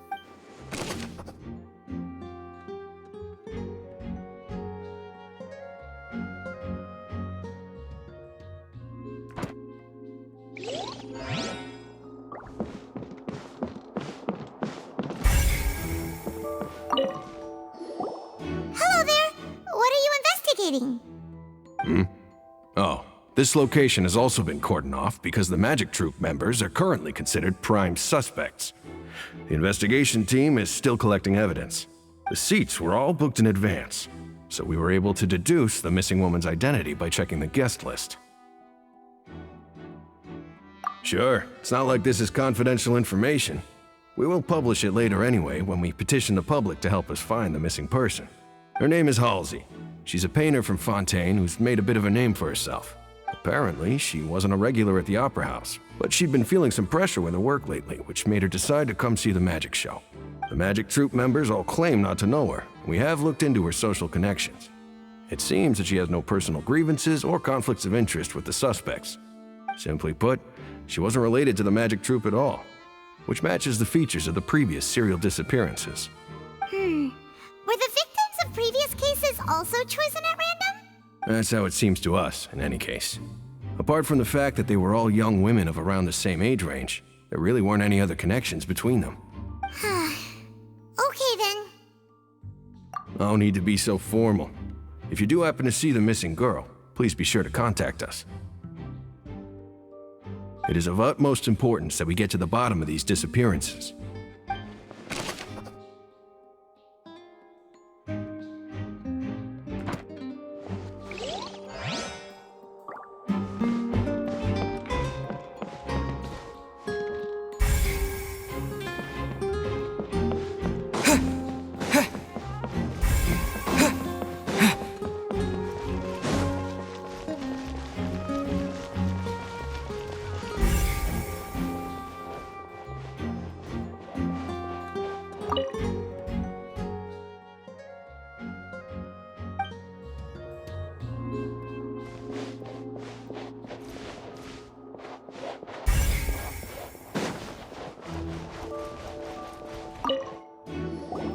I see that you're investigating the area. Well, it just so happens that I'm interested too.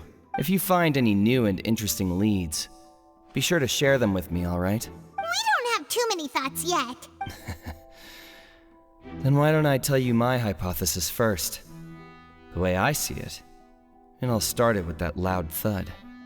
The thud? Oh, you mean the sound that happened during the countdown? Yes, exactly. It wasn't terribly loud, but I suspect that most people heard it. It's just that everyone was awaiting the results of Linny's trick with bated breath, so no one paid it much mind. But now that the incident has happened, the thud has become an important clue. That makes sense. So, what do you make of it? I'm of the opinion that it may have been the sound of Linny's accomplice, Lynette perhaps, jumping atop the water tank or something like that. And when the pyrotechnics went off, she cut the rope, sending the water tank crashing down. But wasn't the noise we heard too loud for that? Perhaps the balance wasn't right, leading to a particularly rough landing. Oh, that's true. I suppose I must reconsider. That does remind Paimon, though. What was with that sound?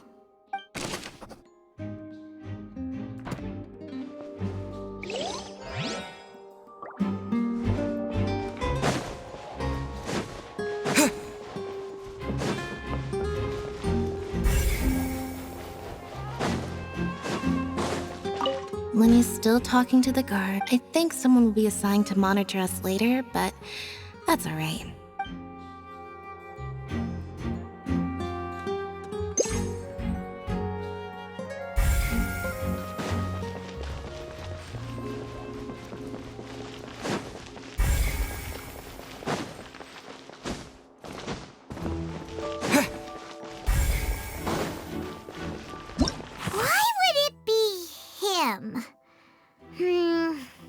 How strange.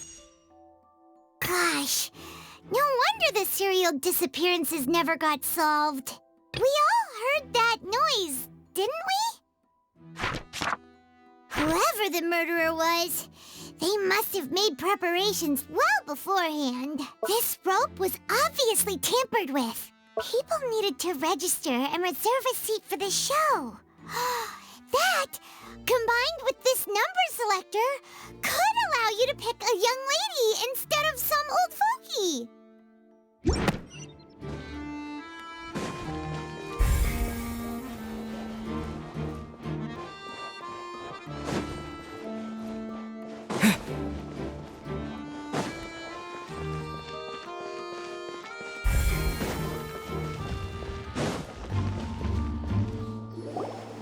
Hey, you! Yes, both of you! Over here! I've been keeping an eye on you for a while now. Huh? You mean us? That's right. If I'm not mistaken, you're also among those who wish to cut down the thorns and pursue the truth. No? And by the looks of it, you're not from Fontaine. Well, you're right on the more about that one, but who are you? Have you never heard of the Spina di Rosula? From mediating disputes and providing protection to solving conundrums, you name it, Spina di Rosula does it. And I, Navia, have the honor of being its renowned president. Though those who play by our rules call me boss. I'm Silver, her attendant. Pleased to meet you. And I'm Melus. Demoiselle's various daily needs and affairs are under my purview. Huh? Boss? Demoiselle? What gives with the names?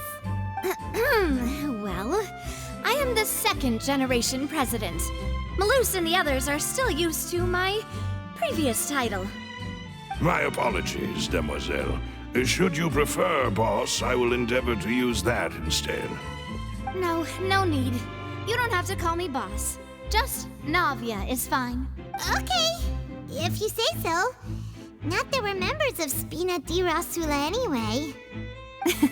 All merely trifling details. Never mind. Now, back to the situation at hand.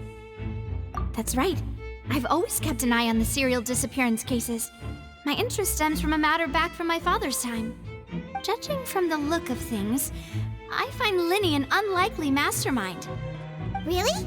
We think so too! That's why we're looking for clues now. But how did you come to that conclusion? Intuition, naturally. My unparalleled intuition. Noirceur was quick to point the finger at Linny without any decisive evidence whatsoever, wasn't she? But that's not uncommon for her. If you remember, the Justice had to interrupt her and ask if she was pressing charges just to keep her from getting carried away. Anyway, a trial begins the moment someone levels charges. And, of course, there was no way Farina was going to back down in that situation. Sounds more like you just don't trust the Hydro Archon. Well, what's your opinion? I must admit that she can be interesting at times, but liking her doesn't mean that I'll blindly agree with her. All right, I've answered your question. Now, it's time you answer mine. Wait a minute, did that answer count? Well, I say it does. But don't worry, you won't hear any pointless questions from me. In your opinion, do you think it's right to treat a trial like it's an opera? Well? And why would that be?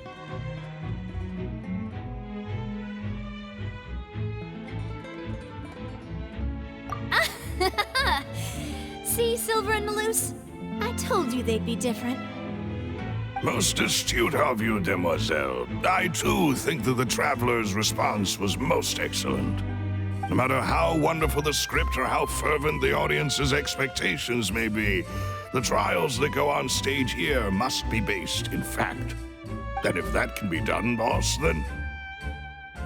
All right, that's quite enough, Melus. Anyway, I like your answer. You pass with flying colors. Now, I need to make some preparations, following which our joint investigation shall commence. You two shall be my assistants. Wait! Since when did we become assistants? Well, I can be the assistant, sure. Or your companion, if you like. I'm really not that fussy.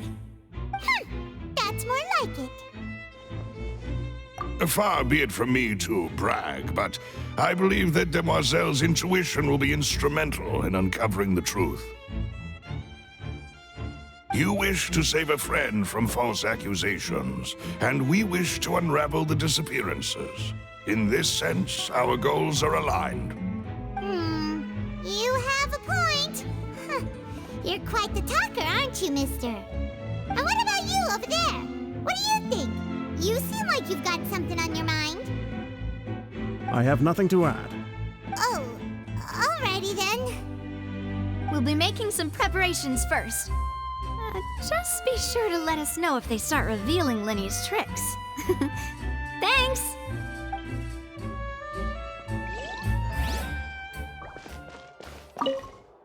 Speaking of that, I think magic shows would be very popular in Poisson. I can see that. Maybe I should try to learn some magic.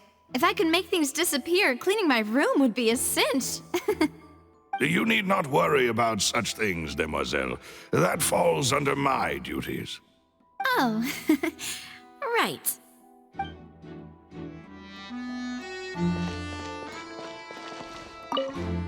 Speaking of that, I can see that. Maybe I should try to learn some magic. You need not worry about... Oh.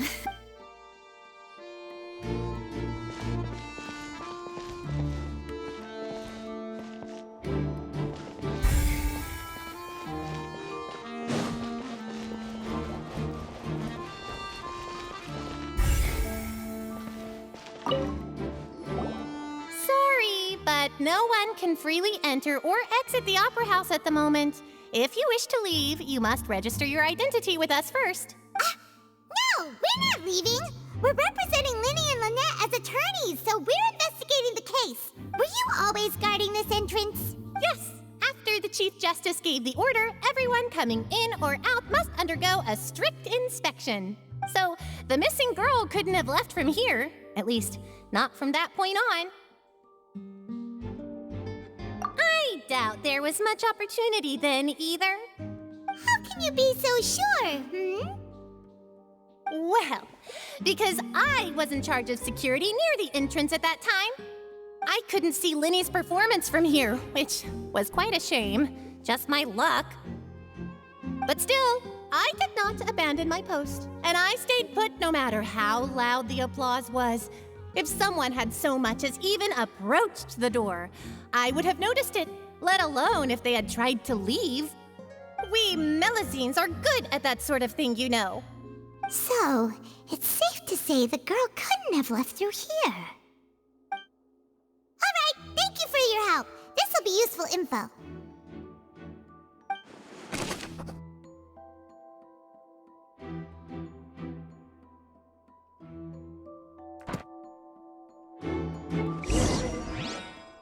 We've checked everything of note here at the performance venue.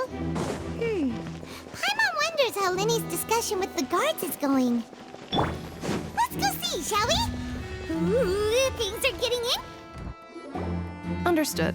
Then I will be going with you. Just so you're aware, I will be monitoring your actions and making notes as necessary. Very good. Thanks for being so agreeable. I'd pull a rose out of my hat as a gift for you if I could. You may spare the pleasantries. I'm just doing my job. You've arrived. Who's this? Me? I'm Spina di Rosula's guardian angel.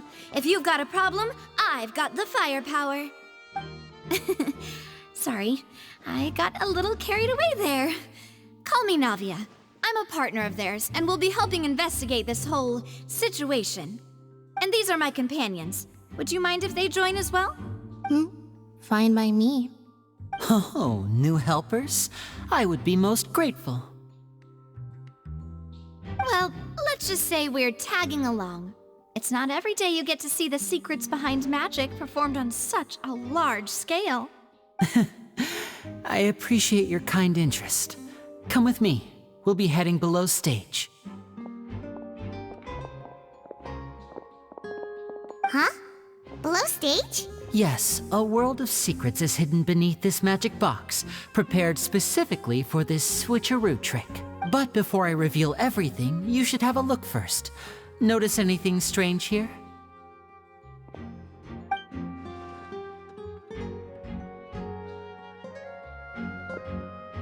I'm not trying to be dramatic. Remembering the details of a trick will help you understand the methods used to perform it more easily. Huh. Weren't there balloons and other decorations here? Where did all that go? Ah, good eye. That said, you're still far from discovering the answer. The back? You mean the inside of the door? What's different about it? Paimon didn't notice anything.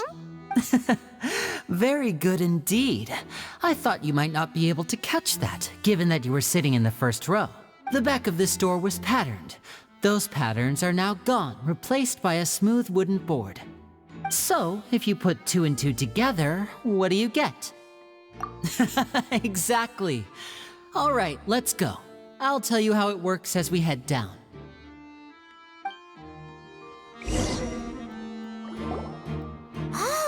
So there was a passageway under the magic box! I knew you'd figure out most of it as soon as you saw this place. The 2 magic boxes are positioned right above the 2 entrances of the tunnel. See this flatbed trolley? The box with the lucky audience member in it would be shuttled over to the other side using the trolley. This trolley can raise and lower and even rotate, ensuring that the box will face in the right direction. I see. So that's the purpose of the box inside another box. Precisely. The inner box would descend after the audience member was put inside and be moved along the trolley, all while the outer box would remain on stage as if nothing had ever changed. So that's how you did it!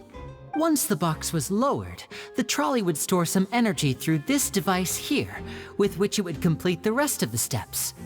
The audience member would only be able to feel some slight movements in the dark, and by the time she walked out, she would already be back on stage.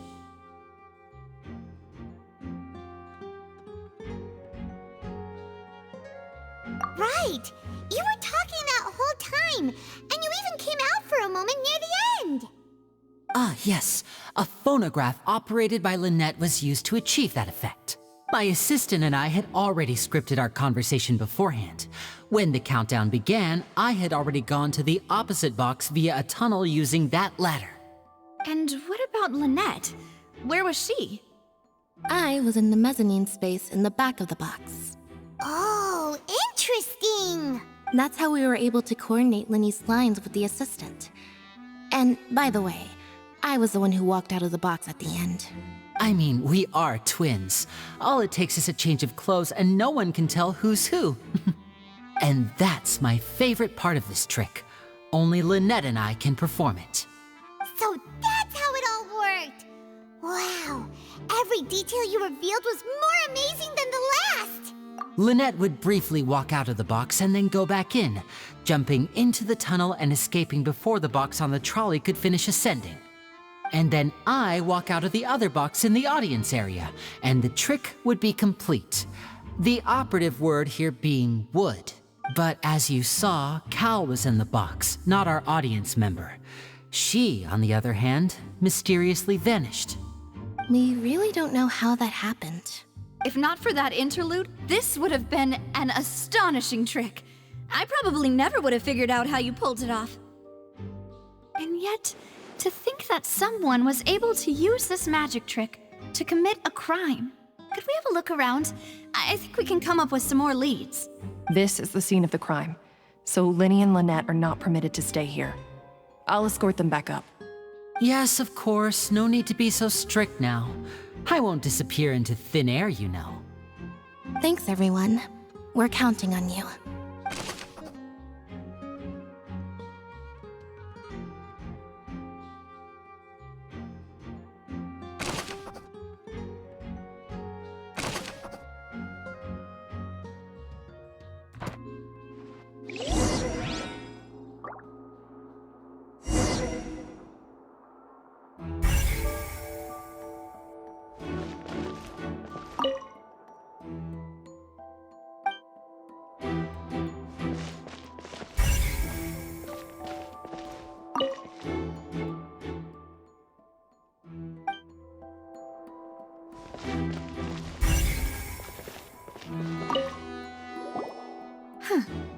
What's this?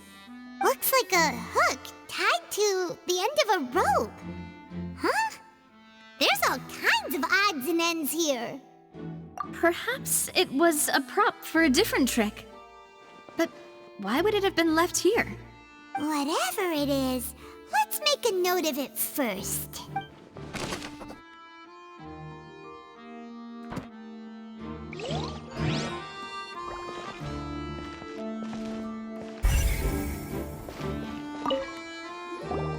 The floor is wet. Please be careful not to slip.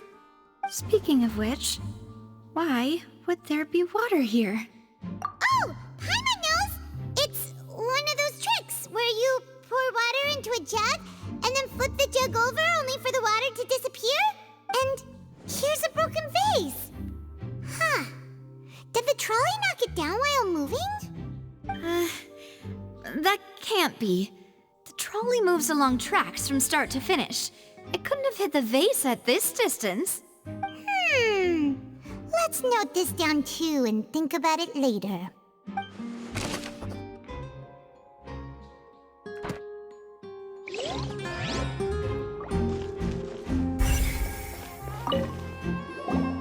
Oh, these are the clothes that the lady chosen from the audience was wearing, right?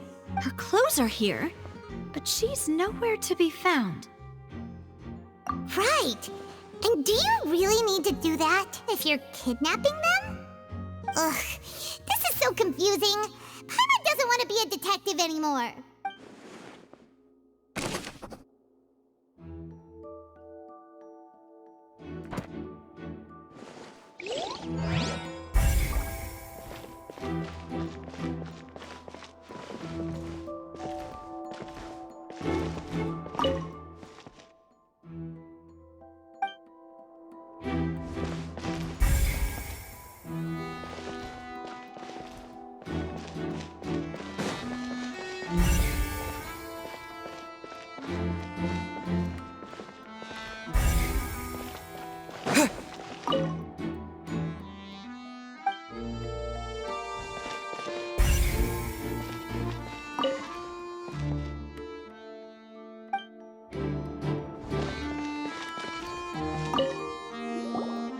What is this place? It seems someone could fit through here. Could this have been the suspect's escape route? Alone, perhaps. But if they had to pull another person with them, this space would be too narrow. But there are no other ways in or out of here. Oh, you're right! Let Paimon write that down.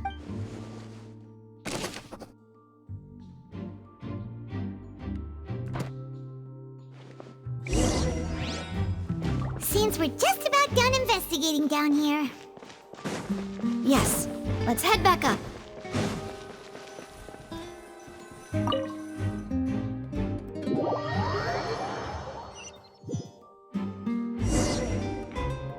Well, we've ascertained the state of the crime scene. Let's find a place to sort out our findings once Malus returns.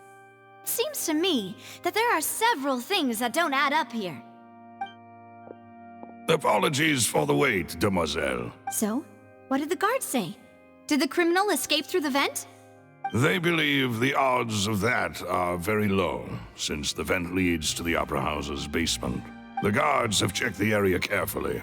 No one left through the basement during the performance or after the incident, and no one was found hiding there. So the tunnels become like a secret chamber then! You know, like the kind you usually see in novels. The plot thickens. Halsey's disappearance and Cowell's death are both quite inexplicable. No wonder Farina was so confident in her accusation. All the current evidence points toward Linny and Lynette. In other words, the charges are very likely to be upheld unless we make some considerable progress. Charges and then trial. So if the charges are upheld, they'll announce a sentence? That's right. This is how a trial goes in the Opera House. During the proceedings, the Chief Justice and the Oratrice will hear statements from both sides. That's right. This is how indemnitium is produced. The statements from both sides, the defenses from attorneys, witness testimonies, and even the audience's emotions will all be projected on the Oratrice. To put it simply, it's as if the Oratrice has its own will and is a judge in its own right. This also precludes any kind of favoritism on the part of the Chief Justice. And not that this has ever happened anyway. Once both sides have finished speaking, the Chief Justice will make his final decision. This, too, will be used by the Oratrice as a reference. Then, finally, the Oratrice will be consulted by officials.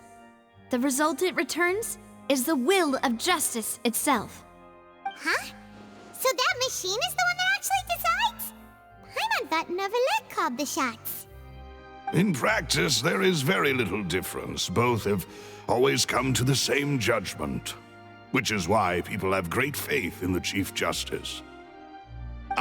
Yes, the guards also asked me to convey that none of us will be allowed to leave this place before the trial. Huh? Why? Because we've chosen to act as the twins' proxies. That makes us persons related to the case. They're concerned that we might be colluding with outside parties, or that we might find outside help to disrupt the case. And even if that were not so, it could prove problematic if we happen to spread key information about the case ahead of time. I'm ready to break out at any time. Whoa! There's no need for that! Paimon thinks they have a point. That said, are they providing food?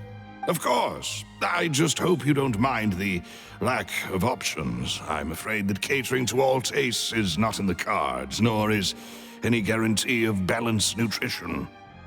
In that case, let's just sort out our findings together here. Pity. I was hoping to take you to try some of Fontaine's famous desserts, too. I mean, what better way to properly think through our findings than over some tea and sweets? Huh.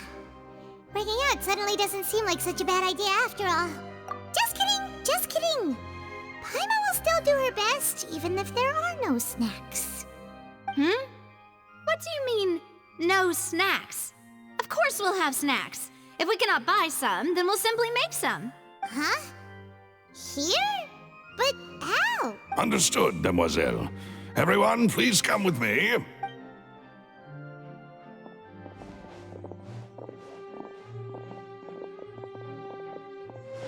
Wait, you're carrying a portable stove with you? Yes, I must be prepared to meet the Demoiselle's baking needs whenever the fancy strikes her. I have eggs, sugar, and almonds at the ready. Good work, you two. Then I'll get to it. Please sit tight for a moment. You'll get to taste my awesome snacks soon enough. These three are quite the interesting group.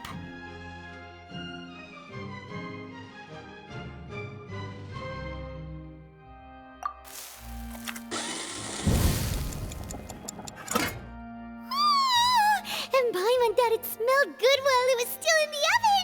Oh, it's even better now. Paimon can't stop drooling. From the way you had these two guys carrying all that stuff around, Paimon thought you'd have them do more during the baking process. But you ended up doing the entire thing by yourself. Beating the egg whites, grinding almonds, everything. I was applauding. And I was giving encouraging smiles.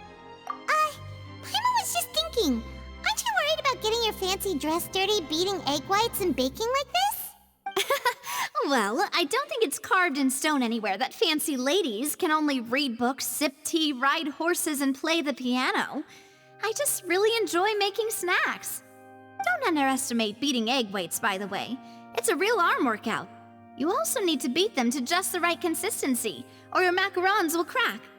Anyway, give these a try, fresh out of the oven. There's 3 for each of us. Only 3? Well, eating too many sweet treats might send all that sugar to your head. You wouldn't be able to think clearly about the case on a sugar rush, would you? Tea is ready to be served as well. This is Demoiselle's favorite, strong black tea with a floral fragrance that clears the mind and lifts the spirit. No need for concern. I'm merely doing as I should.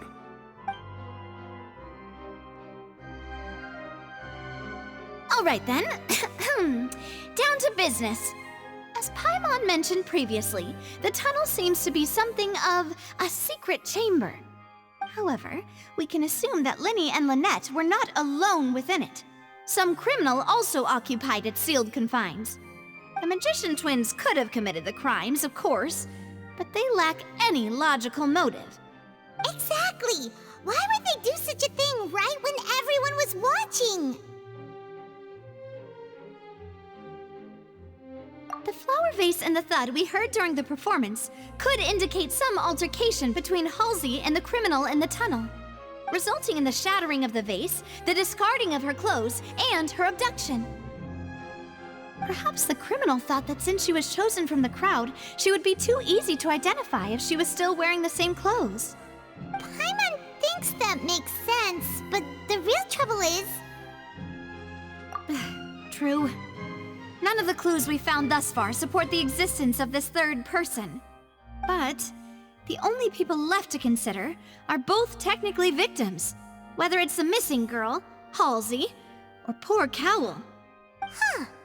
Could Halsey have secretly made modifications to the magic props in order to murder Cowl before making her escape? That's right. And even if she had tampered with the setup, she would need to understand the entire trick to pull it off. Nor does she have any motive. The guard said that she has never had any dealings with the Magic Troop's members. Were we not thorough enough in our search?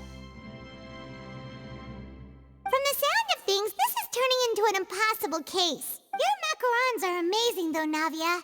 They smell great! They're nice and crisp and super sweet! They are my specialty, after all. And I see you've already had 5 of them. What? 5? Oh, that can't be right. Paimon only counted 3, honest! Please don't worry about it. At my age, a few less sweets might actually be a good thing. No. Being greedy is one thing, but Paimon knows how to count. Besides, Paimon knows that if she ate too many, then others wouldn't have enough. Wait, even you don't believe Paimon? How could you? If Paimon ate those 2 extra macarons, then may they turn into stone in her stomach! All right, we get it. Well, I suppose one of us might have gotten too engrossed in our chat and eaten them by mistake. No big deal. Maloose, set up the stove again if you would.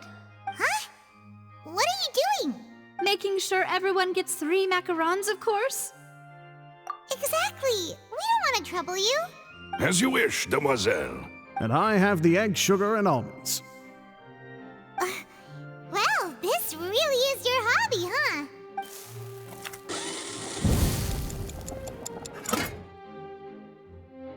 Well, that's it for snack time.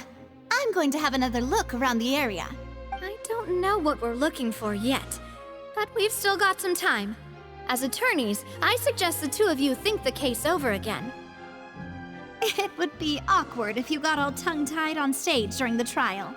All right, thanks for your help and for the snacks. It was nothing. A small task for the Spina di Rosula. Silver, Maloose, it's time to go.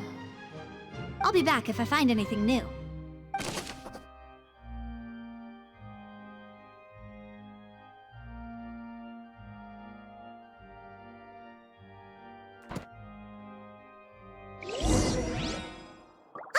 It's time to put our heads together. We've got to get our defense ready for the trial. Oh, it's probably gonna be a long and difficult case. There's no point in worrying about that now. We just need to prepare. Here, take Paimon's notes. They should help you review the situation.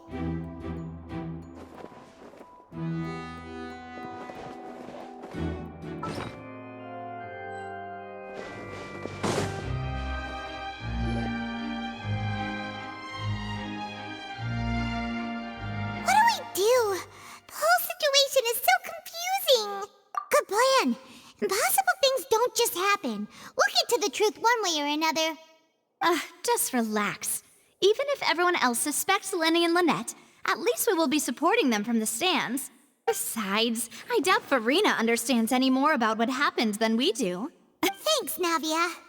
Well, we'll be going then. Best of luck to you.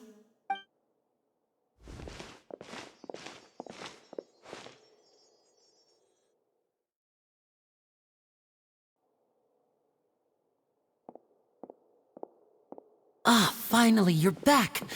Well, how did your investigation go? To be honest, you might be disappointed. No. We're already very grateful that you were willing to help. Well now, don't you all look disappointed? Don't tell me that your investigation came up empty-handed. That was to be expected, of course. The guilty can never produce proof of their innocence. But don't let that stop you. I shall be terribly disappointed should you, my most anticipated foe, concede so easily. Since both parties are present, I declare that the trial regarding the magic show incident is now in session. Firstly, in order for the audience to understand the causes and results of the incident, could we please have Mr. Linney explain the trick? Yes, of course. I will explain while Lynette demonstrates on stage. All the necessary items have been prepared.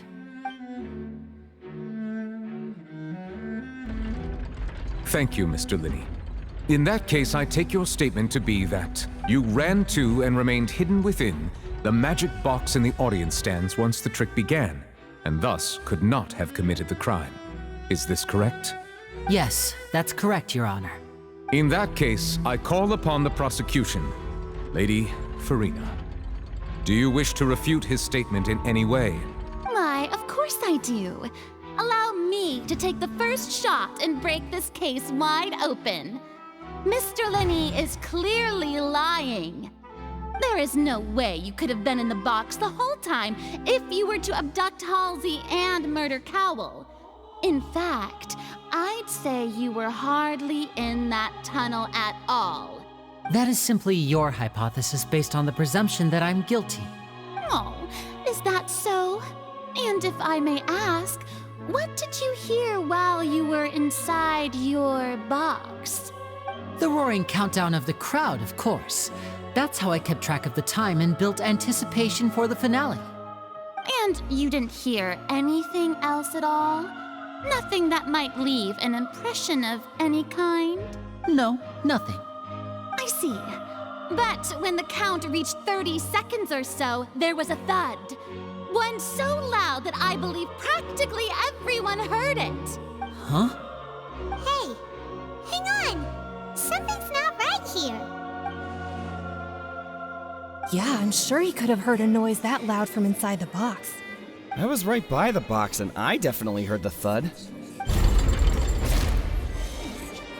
Look at those scales.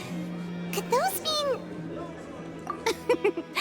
Well then, ladies and gentlemen, allow me to use the words of the magician himself.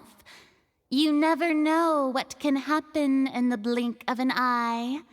Indeed, it seems his alibi can also collapse in the blink of an eye.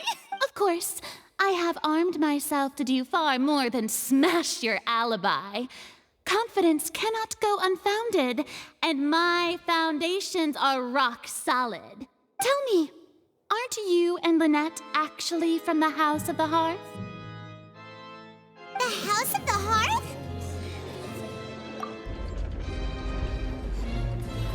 No wonder they did something like this. So the serial disappearances were the Fatui's doing. Now it all makes sense. I've got a feeling that what happened on stage probably wasn't just an accident. That's irrelevant. Our identities have nothing to do with what happened. Indeed. Then perhaps you could tell us everything that happened during that 1 minute. Your first priority is to prove yourself innocent after all. I'm sure there is little that needs to be kept secret now. Unless your script already has holes in it. The Outlander is speechless. My, oh my, don't they look flabbergasted? Now comes the infighting and discord, I suppose. This was almost too easy. Good thing I made all those preparations. Seems the all-nighter I pulled last night is really paying off. Hey, Linny! Why didn't you tell us this before? Order! Order! Mr. Linney, allow me to re-establish the facts. Lady Farina has raised 2 points. First, when the thud was heard in the Opera House, you were neither in the box nor the tunnel. Second, you and Ms. Lynette are both members of the House of the Hearth. Are these claims true?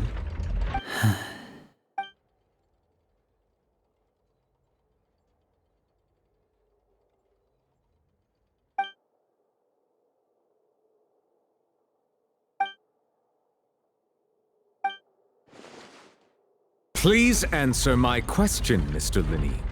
I'm sorry. Yes, they're true, Your Honor. I knew it! Well, that's it. We might as well move on to the sentencing already. What should we do now? Granted.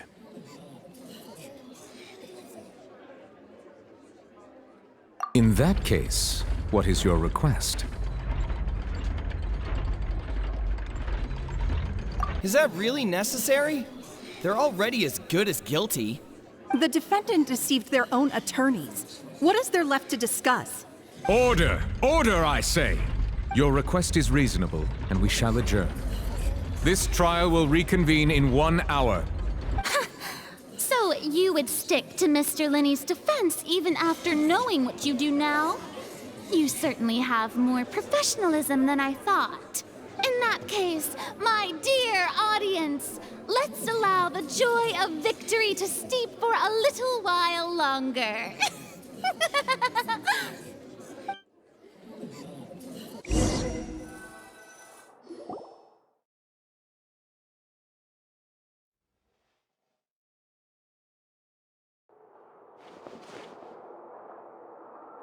Well, this is awkward. I didn't think the Hydro-Archon would dig all that up. I'm sorry, Traveler and Paimon. Yeah, sorry. Paimon doesn't know where to start. We trusted you two. We based our entire reasoning on the assumption that you weren't bad guys. Not to set the wrong tone or anything, but Paimon's really mad. I'm very sorry. I know you're angry, and reasonably so, but please, let me explain. I know you've clashed with the Vitui several times before. I wouldn't be surprised if just hearing the word is enough to make you upset. But our organization is very, very large, and the Harbingers have very different personalities and goals. Right now, we want to save people. As many as we can. That's right. I'm sure we're on the same page when it comes to this nation and the disaster that its people might face. I knew if it weren't for our respective identities, we could become good friends. That's why I didn't wish to flat out lie to you, but chose to hide some details instead. The truth is very important, but being completely transparent about everything would see us spending more effort than we need to. Right. So, you be the judge. Heck, if I were you, I fear that I'd even struggle to trust me at this point. You met a Fatus who works as a magician, a trickster by trade. All by coincidence, too. But still, I'm asking you to trust me. I am no criminal. At least, not in this case. Sorry. Please forgive us. Well, you both say that, but... Right, let's hear your answer first, and no lies now! Of course. I'll answer any question you ask. We've been trying to find out how the Oratrice operates. We want to know why it has a consciousness. Why can it deliver sentences accurately? During our investigations, we learned that the machine's core is beneath it. From that moment on, Lynette and I have been designing this box swap trick with the objective of getting close to the core. Is that why you needed a whole minute? That's right. In truth, the audience would take about 75 seconds to count down from 60, while I would only need 15 to get to the opposite box. So, after jumping into the tunnel, I accessed the Opera House basement via the vent, and went to investigate the room in which the core is stored. That air vent was created during the construction of the tunnel specifically to execute this step. Well, nothing. As soon as I reached that room and was about to investigate, I heard someone's voice. Which should have been impossible, of course. I was quite certain that I was the only one in the room. That voice seemed to recognize me and tried to speak to me. I chose to err on the side of caution and retreated the way I came. On the way back, I saw the broken vase and the clothes on the ground, but the countdown was almost finished, so there wasn't time to give it any thought. After that, the homicide occurred just as you saw.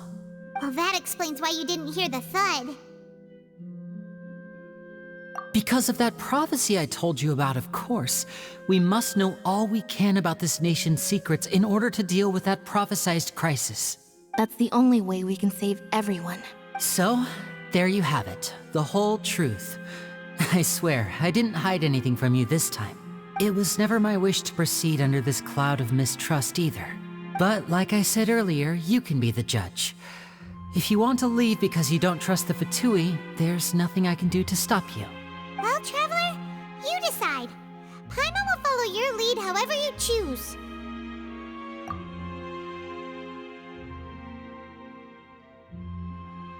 Okay, thank you. Thanks for giving us a chance. The current problem is that the scales are tipped pretty badly against you two. If we want to refute the Hydro Archon's accusations, we're gonna need a seriously watertight defense. Huh? Oh, Paimon thinks she gets what you mean.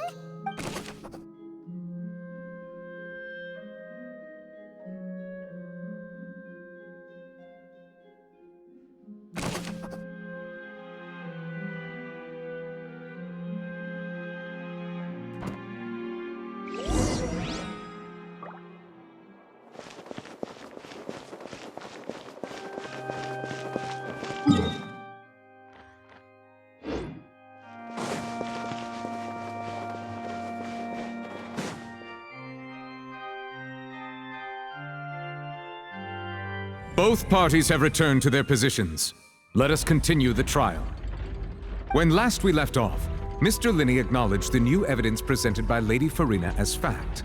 Therefore, Lady Farina may continue stating her reconstruction of the events. Ugh, that took long enough. Now then, if everyone would lend me their attention. At this stage, let's revisit that scene from Linney's perspective.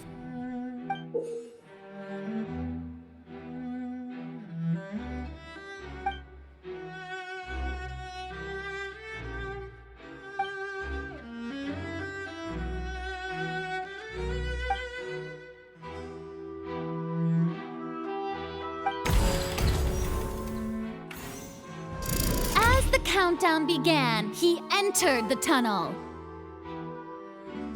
When the flatbed trolley passed, he opened the box and got into an altercation with Halsey, which caused the loud thud. He did not realize that this sound could be heard by everyone in the opera house, which is why he claimed earlier that he could not hear the sound. Finally, he used the vase to knock her out, before making her change clothes to prevent others from recognizing her. At this time, Cowell arrived in the tunnel, having heard that strange noise, and caught Linney red-handed. So Linney proceeded to knock him out too before stuffing him into that box.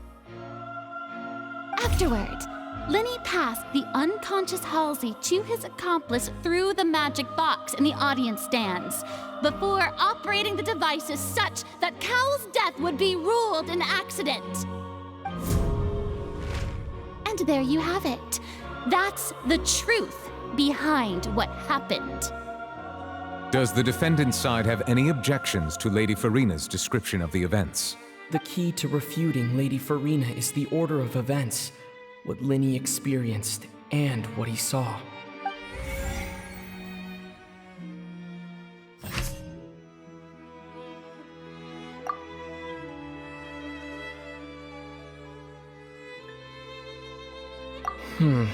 Seems this...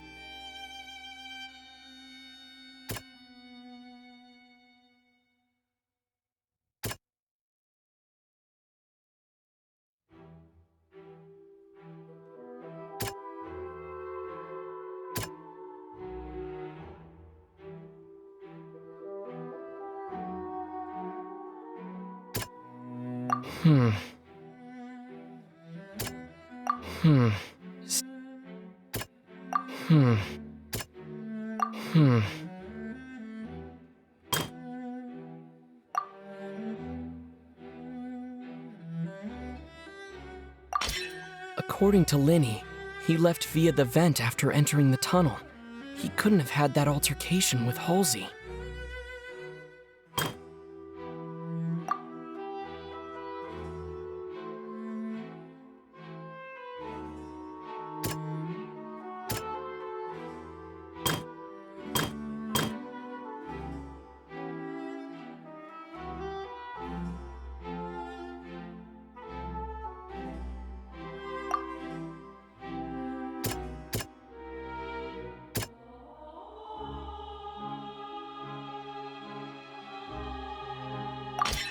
Linny went to the room that contains the Oratrice's core.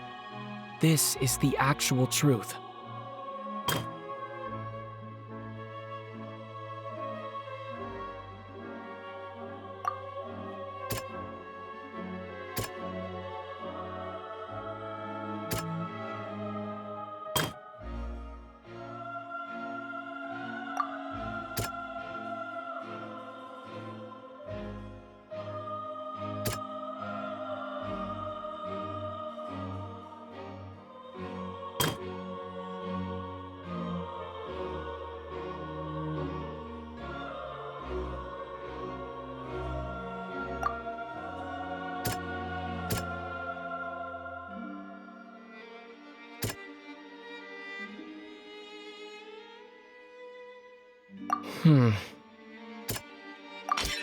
Linny did not take part in the underground altercation.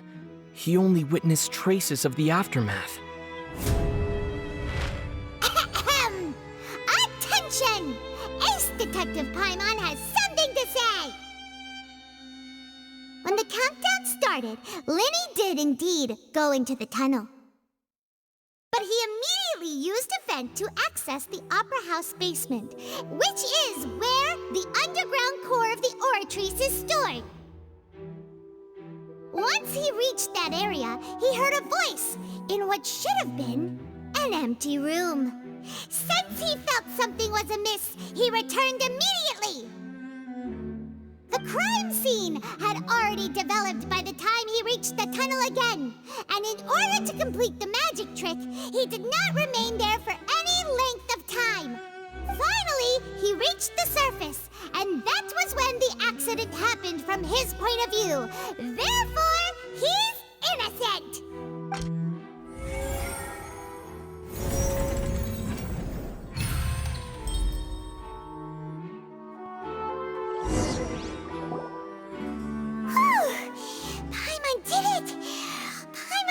Actually managed to say all that!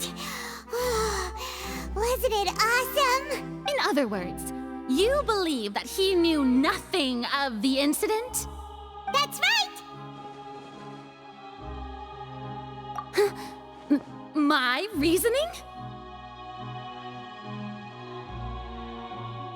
If that's the case, then if Cowell hadn't entered the tunnel, who was the entire setup meant to kill?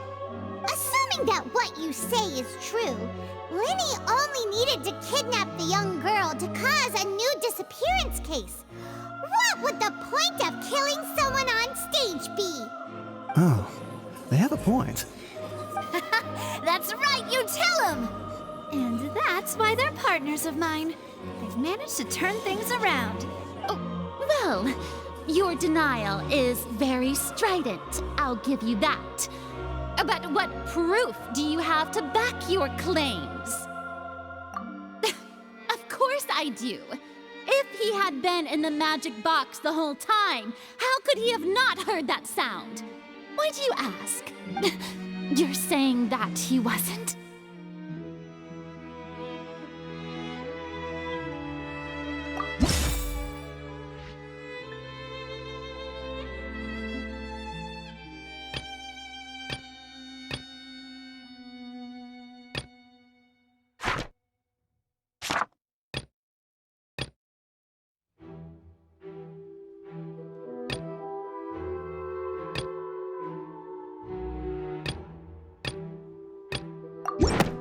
Sure we don't need to give this more thought?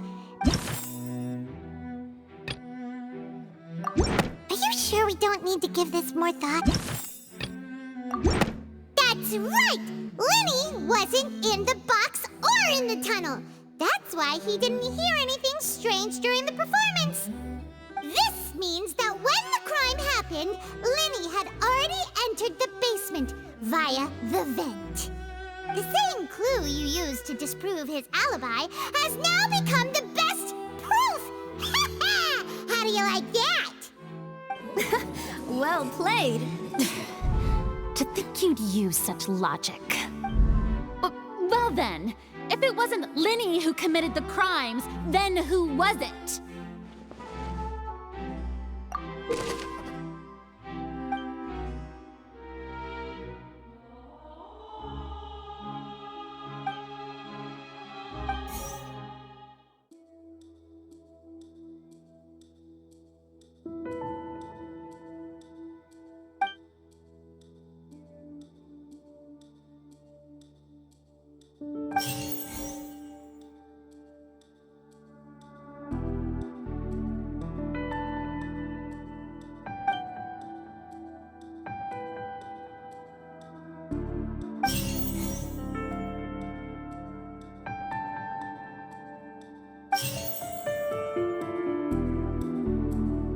Halsey is the missing person and an ordinary audience member. Or did she have her own scheme all along? The deceased's name is Cowell, Linny's assistant.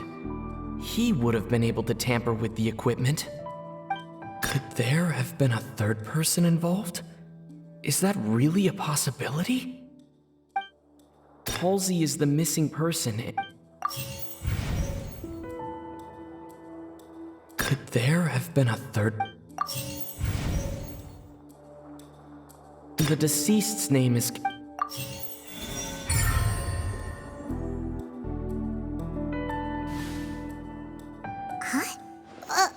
That can't be right.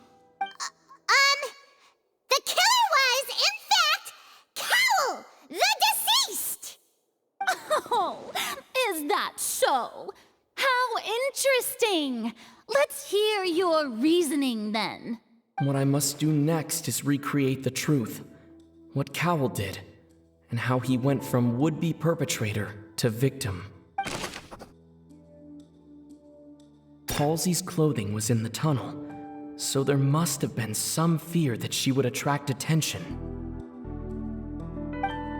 Linny was not in the tunnel at that moment, which gave our criminal ample time.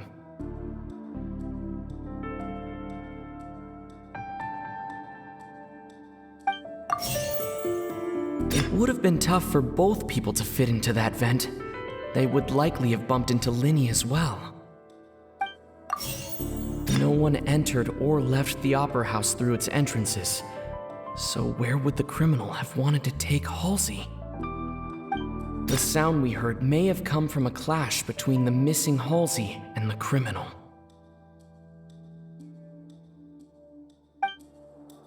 The deceased's name is Cowell, Linny's assistant.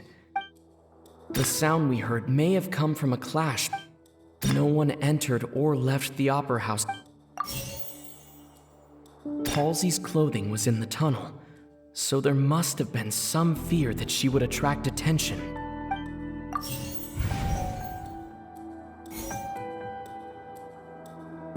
No one entered or left the opera. The sound we heard may have... It would have been tough for both people to fit into that vent.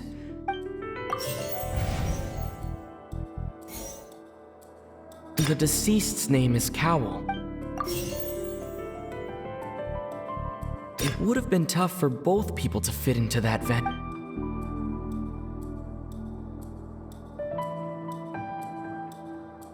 The deceased's name is...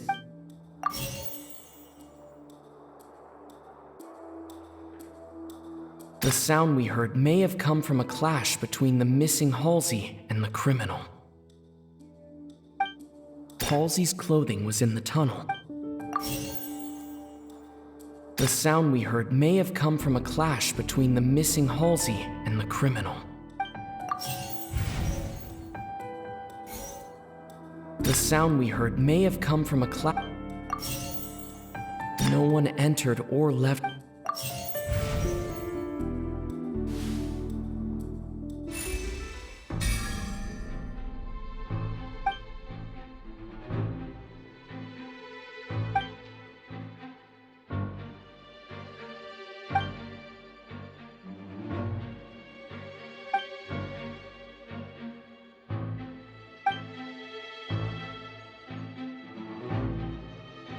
What's wrong, Traveler? Are you still having trouble figuring things out? I see how it is. So this was all just a bluff. And here I thought you had something to show for it. But it seems you're still far from the truth. Look, since we're at a dead end, why not consider a different track? Just like the trick as it transpired, the end result must have been utterly different from the magician's initial design. If only we knew how Halsey disappeared. Well, that would be nice, but the tunnel only has 3 exits, and none of them seem very likely. And it's not like this is a magic trick where you can just make a real live person disappear. You know, like you did from that water tank, Lynette.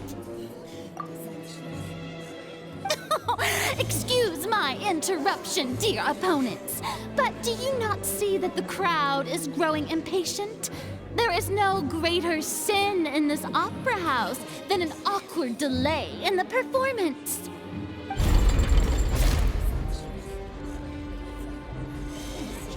If the defense is unable to make further effective arguments, we will move on to the next stage of the trial. Linny was not in the tunnel at that moment, which gave our criminal ample time. The sound we heard may have come from a clash between the missing Halsey and the criminal. The deceased's name is Cowell, Linny's assistant. He would have been able to tamper with the equipment. The vase was not broken by chance. It was used to cover important evidence. The Paimon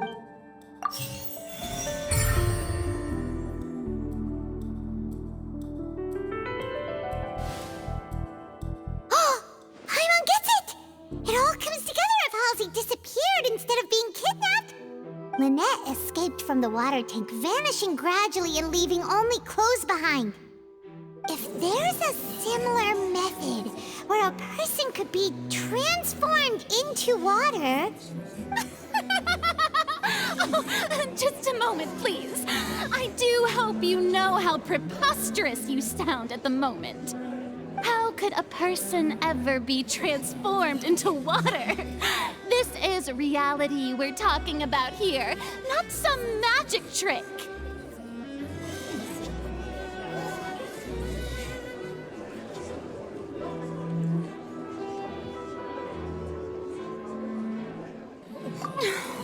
Must we really?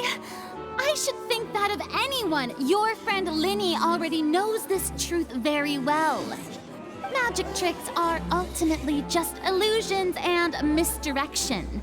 But Halsey's disappearance is very real. We're talking about two completely different things. Even so, I trust the Traveler's judgment. The truth must be out there somewhere. Perhaps some new line of reasoning may open if we try to gather all the focal points that don't make sense. Since Cal was the deceased, we haven't placed much attention on him. But given that we aren't making much progress with the case, it wouldn't hurt to have a look at his belongings, would it? People really do come up with all sorts of harebrained schemes when at the end of their rope. The way I see it, your suggestion that we broaden the scope of our investigation is nothing but a tactic for stalling the trial. Nevertheless, I believe that this is a reasonable request on the part of an attorney. Since the trial does indeed appear to be at an impasse, I believe that additional evidence may help us make more progress. Guards, please step into the lounge and examine the personal effects of the deceased, Cowell.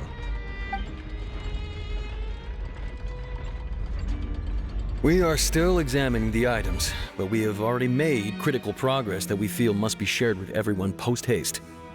We discovered several test tubes of fluid within Cowell's baggage, each labeled separately. The notebook in his backpack claims that these fluids are... water from the primordial sea. The primordial sea? The note's contents also indicate that Cowell belonged to an organization that sells illegal drugs and that he had an accomplice. The notebook has many entries concerning safe usage of these fluids, in which the keyword dissolve appears many times.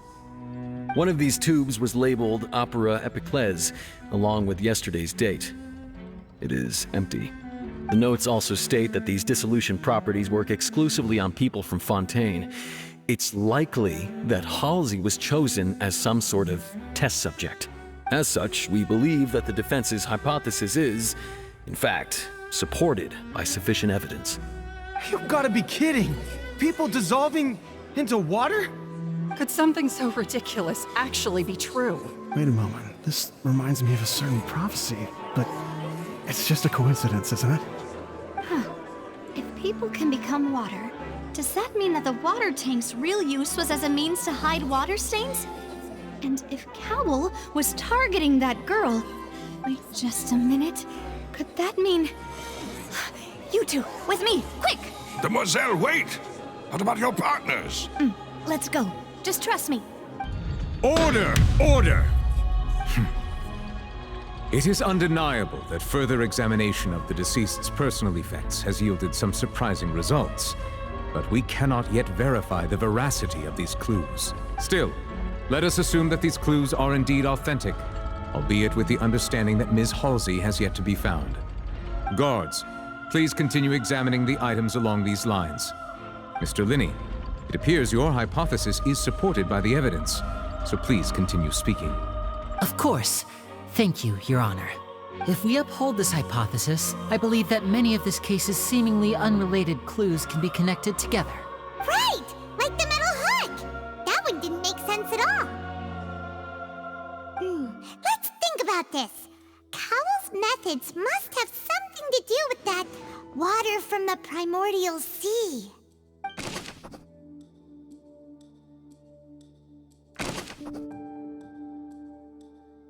The deceased's name is Cowell, Linney's Now it seems like the hook rope was not meant for another magic trick, but was instead some form of triggering mechanism.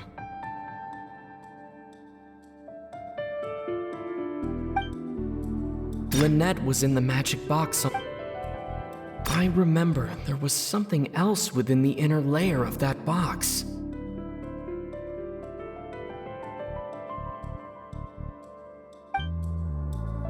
Now it seems like the hook... The water from the primordial sea...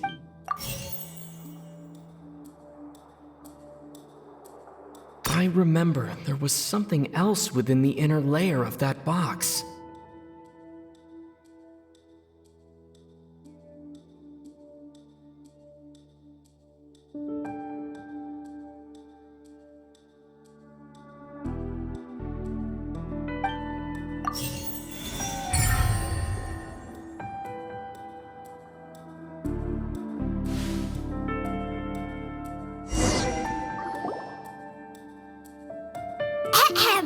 It's Ace Detective Paimon's time to shine again! In the original plan, Cowell would tamper with the water tank rope and the number selector securing his target. When the magic box containing Halsey was lowered, the metal hook would retract gradually and pierce the balloon at the top of the box. When the balloon attached to the box popped, the water from the primordial seed inside it would pour down and dissolve Halsey. Afterward, Cowell would enter the tunnel and break the flower vase to conceal the water inside the tunnel, with the remaining evidence being covered up by the water tank on stage. But he encountered something unexpected in the tunnel and wound up being fatally hit by the same water tank he meant to use to cover his tracks. Huh. That does make sense. That actually links together a lot of the more confusing pieces of evidence. Oh dear, what do I do? Even I think they sound convincing now. Have I falsely accused an innocent person? What a humiliation. Now, it seems like the only point of contention remaining is the exact circumstances that led to Cal's death. His notes mentioned he had an accomplice who could be related to the situation. On that note, the guards have just contacted me indicating that they uncovered new evidence. I shall now invite him on stage to share it with us. Thank you, Your Honor. We were just inspecting the luggage of the other people involved in this case, and we found an identical sample of the water from the primordial sea among Linney's personal effects. What? That can't be. Oh, I see. Well, how wonderfully comedic to have your own counterattack only to come back and wound you. Does this not clear all doubt? My dear citizens, my loyal audience, allow me to present my reasoning and bring this performance to a swift close. Linney did not need to take part in the dissolution of the young woman at all. Indeed, he did leave the scene via the vent. Having made modifications to the props beforehand, his accomplice Cowl then caused Halsey to vanish using the water from the primordial sea. But upon his return, in cruel avarice, Lenny desired sole credit and prepared to do away with his partner in crime. Ultimately, he knocked Cowl out, and the tool meant to cover the crime up also became a murder weapon. Now, as much as I regret having come to such a viciously straightforward conclusion, it does seem that the famed Fatui is quite the cold-blooded and ruthless organization. Am I right, Mr. Lenny? We've used up all the evidence we collected. There's no way for us to make a rebuttal here. Is this the end of the road?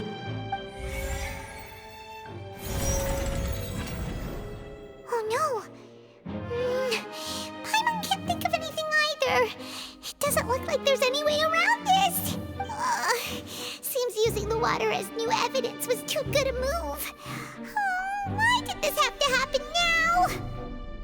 I think we've all seen enough now, and we have ample witnesses to my flawless reasoning. I believe this is indeed the finale. Now then, my good, noble Chief Justice, should we not, in your view, move... Excuse me, everyone, but I must interject. Miss, I must ask you not to shout and to respect the ongoing legal proceedings. Oh, come on. Don't be hasty. I have a good reason for interrupting, you know. Now, would anyone here like to take a little break from all this debate and see a little magic? I'll show you an amazing trick. One that can bring a young woman who has disappeared back in the flesh, right before your very eyes. Please, do the honors, Mr. Lenny, if you would be so kind. What in the world is she saying? No offense, miss, but miracles like that are beyond my scope as a magician. Come on now, don't be silly. Magic is all about misdirection, isn't it? It often conceals the truth while presenting a fascinating illusion. But once everyone believes the illusion, can't magic reveal the truth to them once again? And wouldn't such a trick be the most marvelous finale to today's performance? Come on, Lenny and Lynette, give it another go. Don't worry. Spina di Rasula has made the necessary arrangements on your behalf. But as the magic makers and stars of the show, I think I should leave the final performance to you. I understand.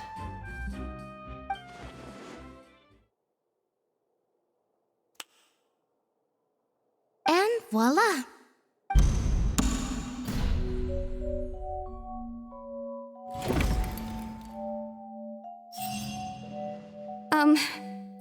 Sorry for the interruption. Wait, isn't that Halsey? So the whole thing about people dissolving wasn't true after all? To be clear, I'm only here because this person told me that if I testified, the merit of doing so would lessen my sentence. I was hiding outside this room listening to the proceedings because I was afraid that I would be the one put on trial. I was just feeling happy that no one had noticed me, and then before I knew it, she caught me. That'll teach you to underestimate us three. Where should I begin? I'm sorry. I'm the one who killed Cowl. I admit it. What? Why? Firstly, my name isn't Halsey. It's Lillian, and I'm originally from Mondstadt. I heard that Lenny's show was gonna be a real thriller, but I missed the chance to buy a ticket, so I stole one. That's how I make a living. I steal stuff here and there. And I'd never been caught before. But I was noticed at the harbor a few days ago, and I barely got away. Lenny was the one who caught me in the act. Hey, no wonder you look familiar. So you were the thief. Lenny even mentioned that you were pretty skilled. Well, and I thought that would have been the end of it, but then the number selector chose me. He even mentioned the Fortress of Meripede. That's a prison, isn't it? So you can imagine how shocked I was. I thought he was on to me for sure. So I played along with the show while looking for an opening to flee, but then I got water poured on me for no reason, and then someone jumped into the tunnel to nab me. I wasn't going to take that lying down, so I knocked him out and stuffed him into the box. There was nowhere to run from there, though, so I had to change my clothes and hide in a box containing performance costumes. I slipped out after the first guard arrived at the scene and continued hiding inside the opera house. Can a person even hide in there? But I swear I didn't know that the water tank would fall down. Really, I swear it. Had I known that, I wouldn't have put him in the magic box. I may be a thief, but I'm no killer. Well, that makes everything pretty clear now, doesn't it?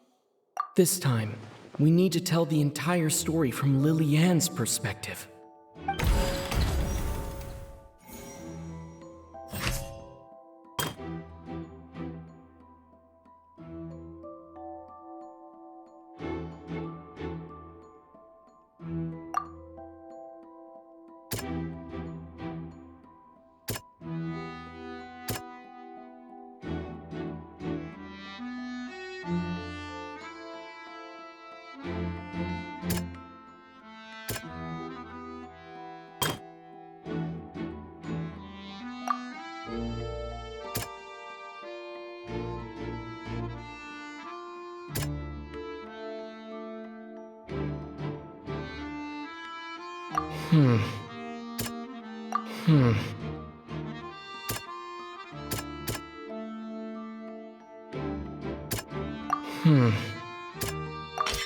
The strange sound wasn't from a fight.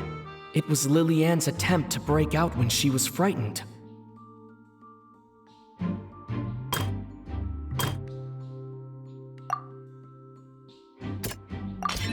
The flower vase was not broken to cover anything up, but it was smashed during the struggle between Lily Ann and Cowell.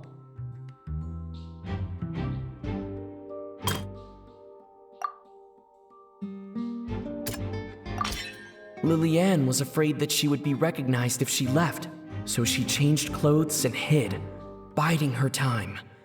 Just what one might expect of an experienced thief. And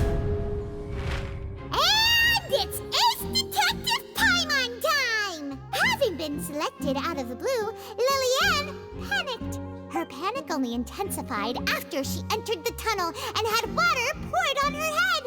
Hearing the commotion, Cowell leapt into the tunnel, only to discover that Lily Ann had not dissolved. He did not know that Lily Ann was not from Fontaine, but was a thief who made her way in by stealing a ticket. Mistakenly believing that the water from the primordial sea needed time to take effect, he tried to force Lily Ann back into the box. The two broke the flower vase during the struggle, but Lily Ann came out on top, knocking Cowell out and putting him in the box. With no way of escaping, she changed her clothes and hid in the costume trunk until the performance ended.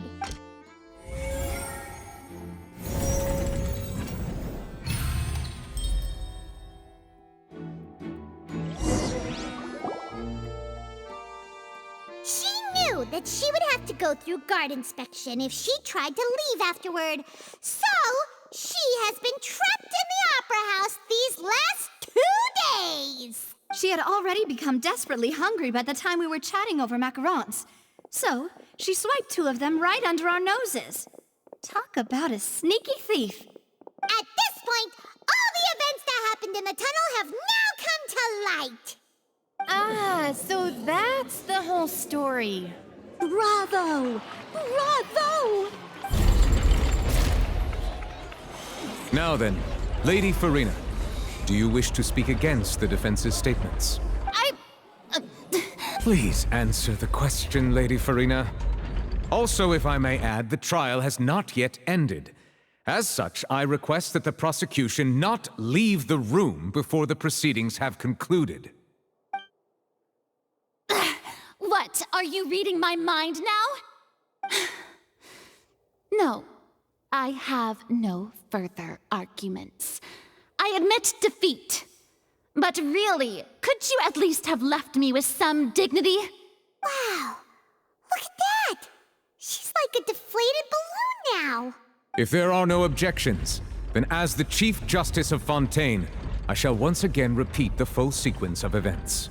The actual perpetrator of the serial disappearances, Cowell, selected his next victim from the audience reservation list. With some modifications to the selector, he could ensure that the pre-selected young woman would be chosen. To cover up any evidence while committing the deed, Cowell thought of allowing the water tank to fall, which would conceal the water left behind after the young woman was dissolved. He also tampered with the rope suspending the water tank, using the fireworks at the end of the performance to cause the tank to drop and hide the watermarks. He poured the water from the primordial sea into a balloon during the preparation of the magic box and stuck it to the box's lid. Finally, he passed the prepared hook on a rope through the gap in the magic box's door when bringing the young woman to said box. When the magic trick officially began, the box containing the woman was lowered into the tunnel, tightening the hook rope and bursting the balloon containing the water. If all had gone to plan, the young woman would be dissolved at this time. However, Lillian was not from Fontaine and thus fled the box with a loud noise. Realizing that there was trouble, Cowell entered the tunnel and met Lillian. Thinking that the waters had not yet taken effect, he decided to proceed. However, his opponent was more capable than he thought, and he was overcome, knocked unconscious, and placed into the magic box, and thus became his own final victim. Lillian, according to her own statements, then changed clothes and hid until the performance ended, before hiding in other parts of the opera house.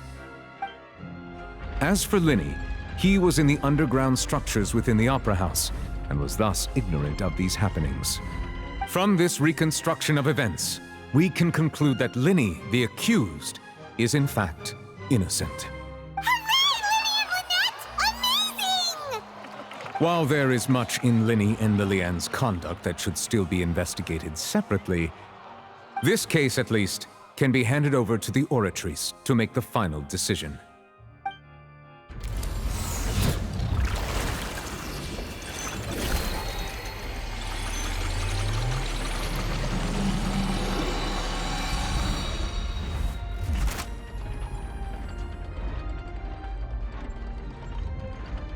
As such, Linny and Lynette are officially declared not guilty.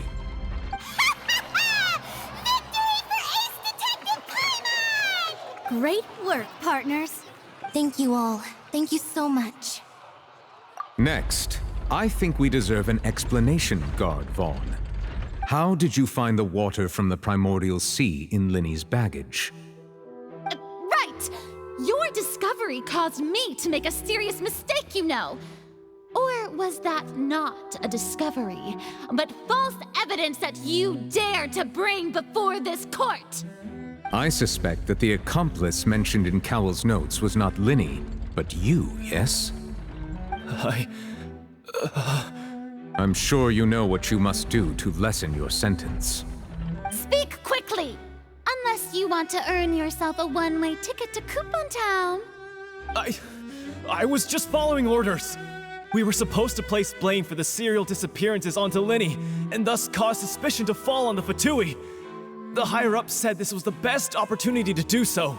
And now that your plan has fallen through, and the secrets of the water have been revealed, you have become a liability to said higher-ups, yes? Therefore, you would be wise to tell everything you know, and seek the protection of the guards. Yes, I'll tell you everything I know. Our boss discovered that the water can cause people to dissolve. It can also be made into a potion, which when extremely diluted, can cause people to experience unforgettable exhilaration. We've been in this business for a while now, and have made decent mora off it. The disappearances were also the boss's idea. I mean, this is the boss we're talking about. The...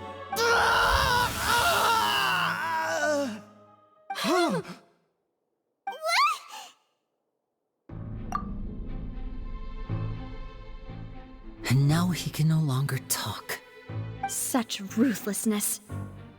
I shouldn't have expected any less of them. An outrageous act. All present, please submit to inspection immediately.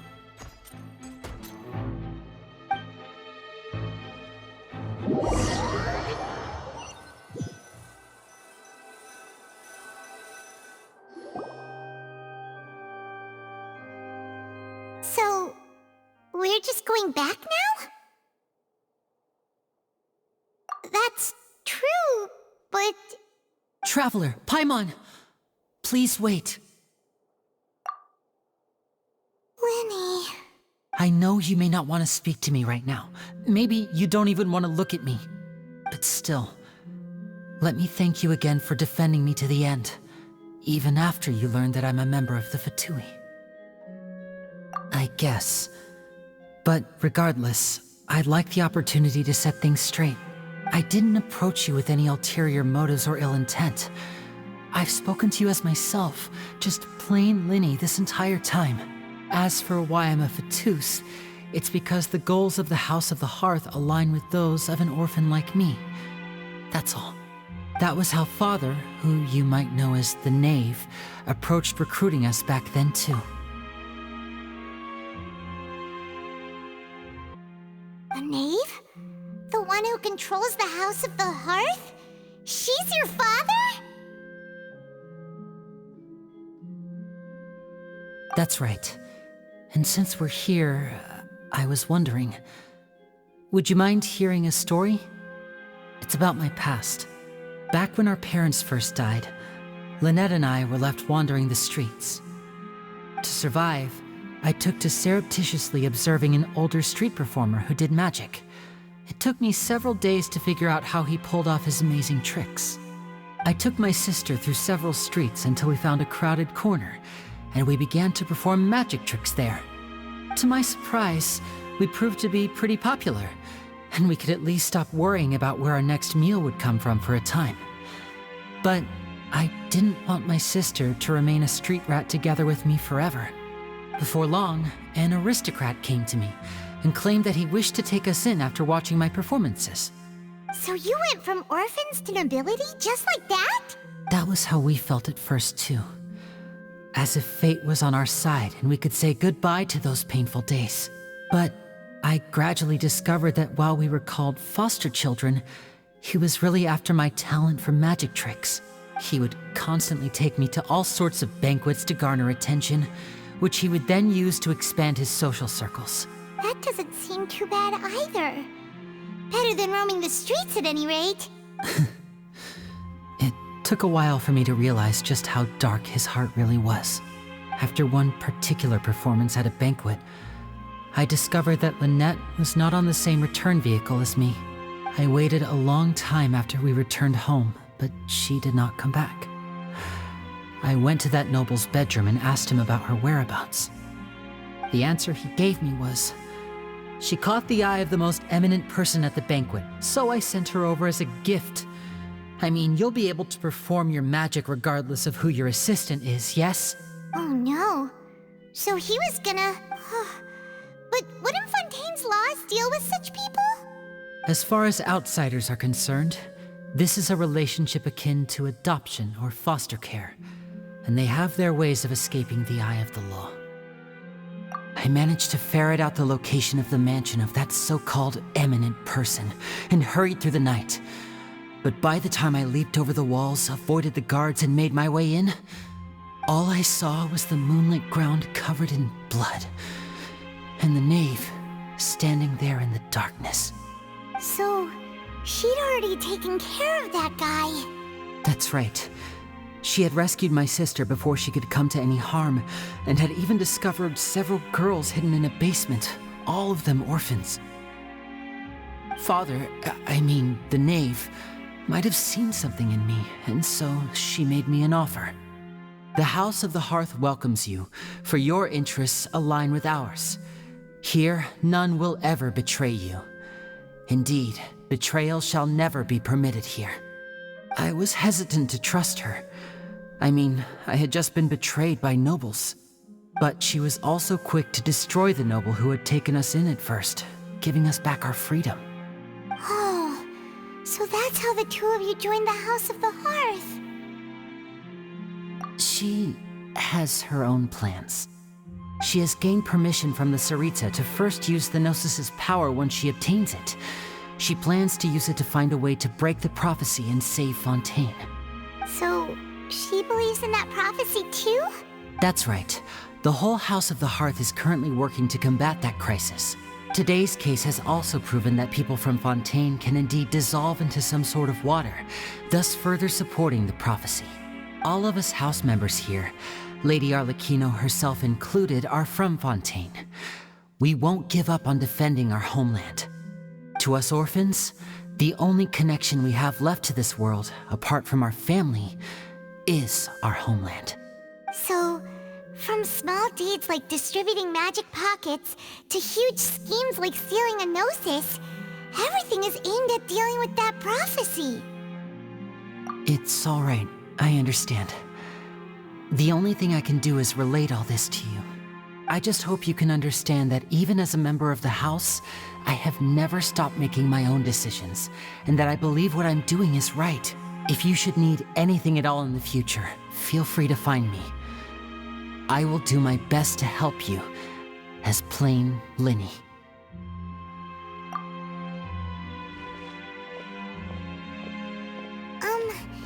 Bye, Linny!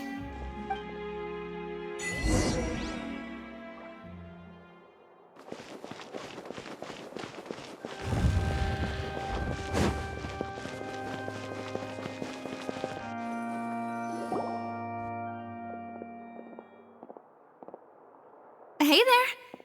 What was with the disappearing act you pulled right as the trial ended? Were you looking for us, Navia? Well, this whole thing isn't exactly over, is it? I do feel that we're getting closer to solving the serial disappearances case, though. Don't you think so, too? Huh? What's wrong, my dear partner? Besides, are you sure we're the ones who can crack a case that's been cold for decades now? And given that there's new evidence from the trial, there should be a trail of breadcrumbs for the Hydro Archon's people to follow now, right? Ah, I see. Well, I won't lie. I'm a little shocked to hear that from you. But I suppose you are just travelers who have only arrived in Fontaine after all. Sorry, I might have been too presumptuous. Don't say that, Navia. Ah, and we were having so much fun investigating with you, too. It was like having new waters flowing into a stagnant mire, causing new hope to spring forth, and the reflection in the murk to become clearer. Well, sorry about that. I'm a bit prone to nostalgia. Don't mind me. Wait, shall we have a farewell meal? You know, to commemorate our time as partners? Huh? Do we really need to get that formal? Well, guess you really did treat us as partners, huh? Well, I'd just like to have a proper ending to every important memory. That way there are no regrets later. Anyway, it would just be a meal, so it shouldn't take up too much of your time. You don't have to twist Paimon's arm. If Boss Navia's treating, count Paimon in! Oh, wonderful. In that case, why don't we return to the court of Fontaine and head to the Hotel de Boer?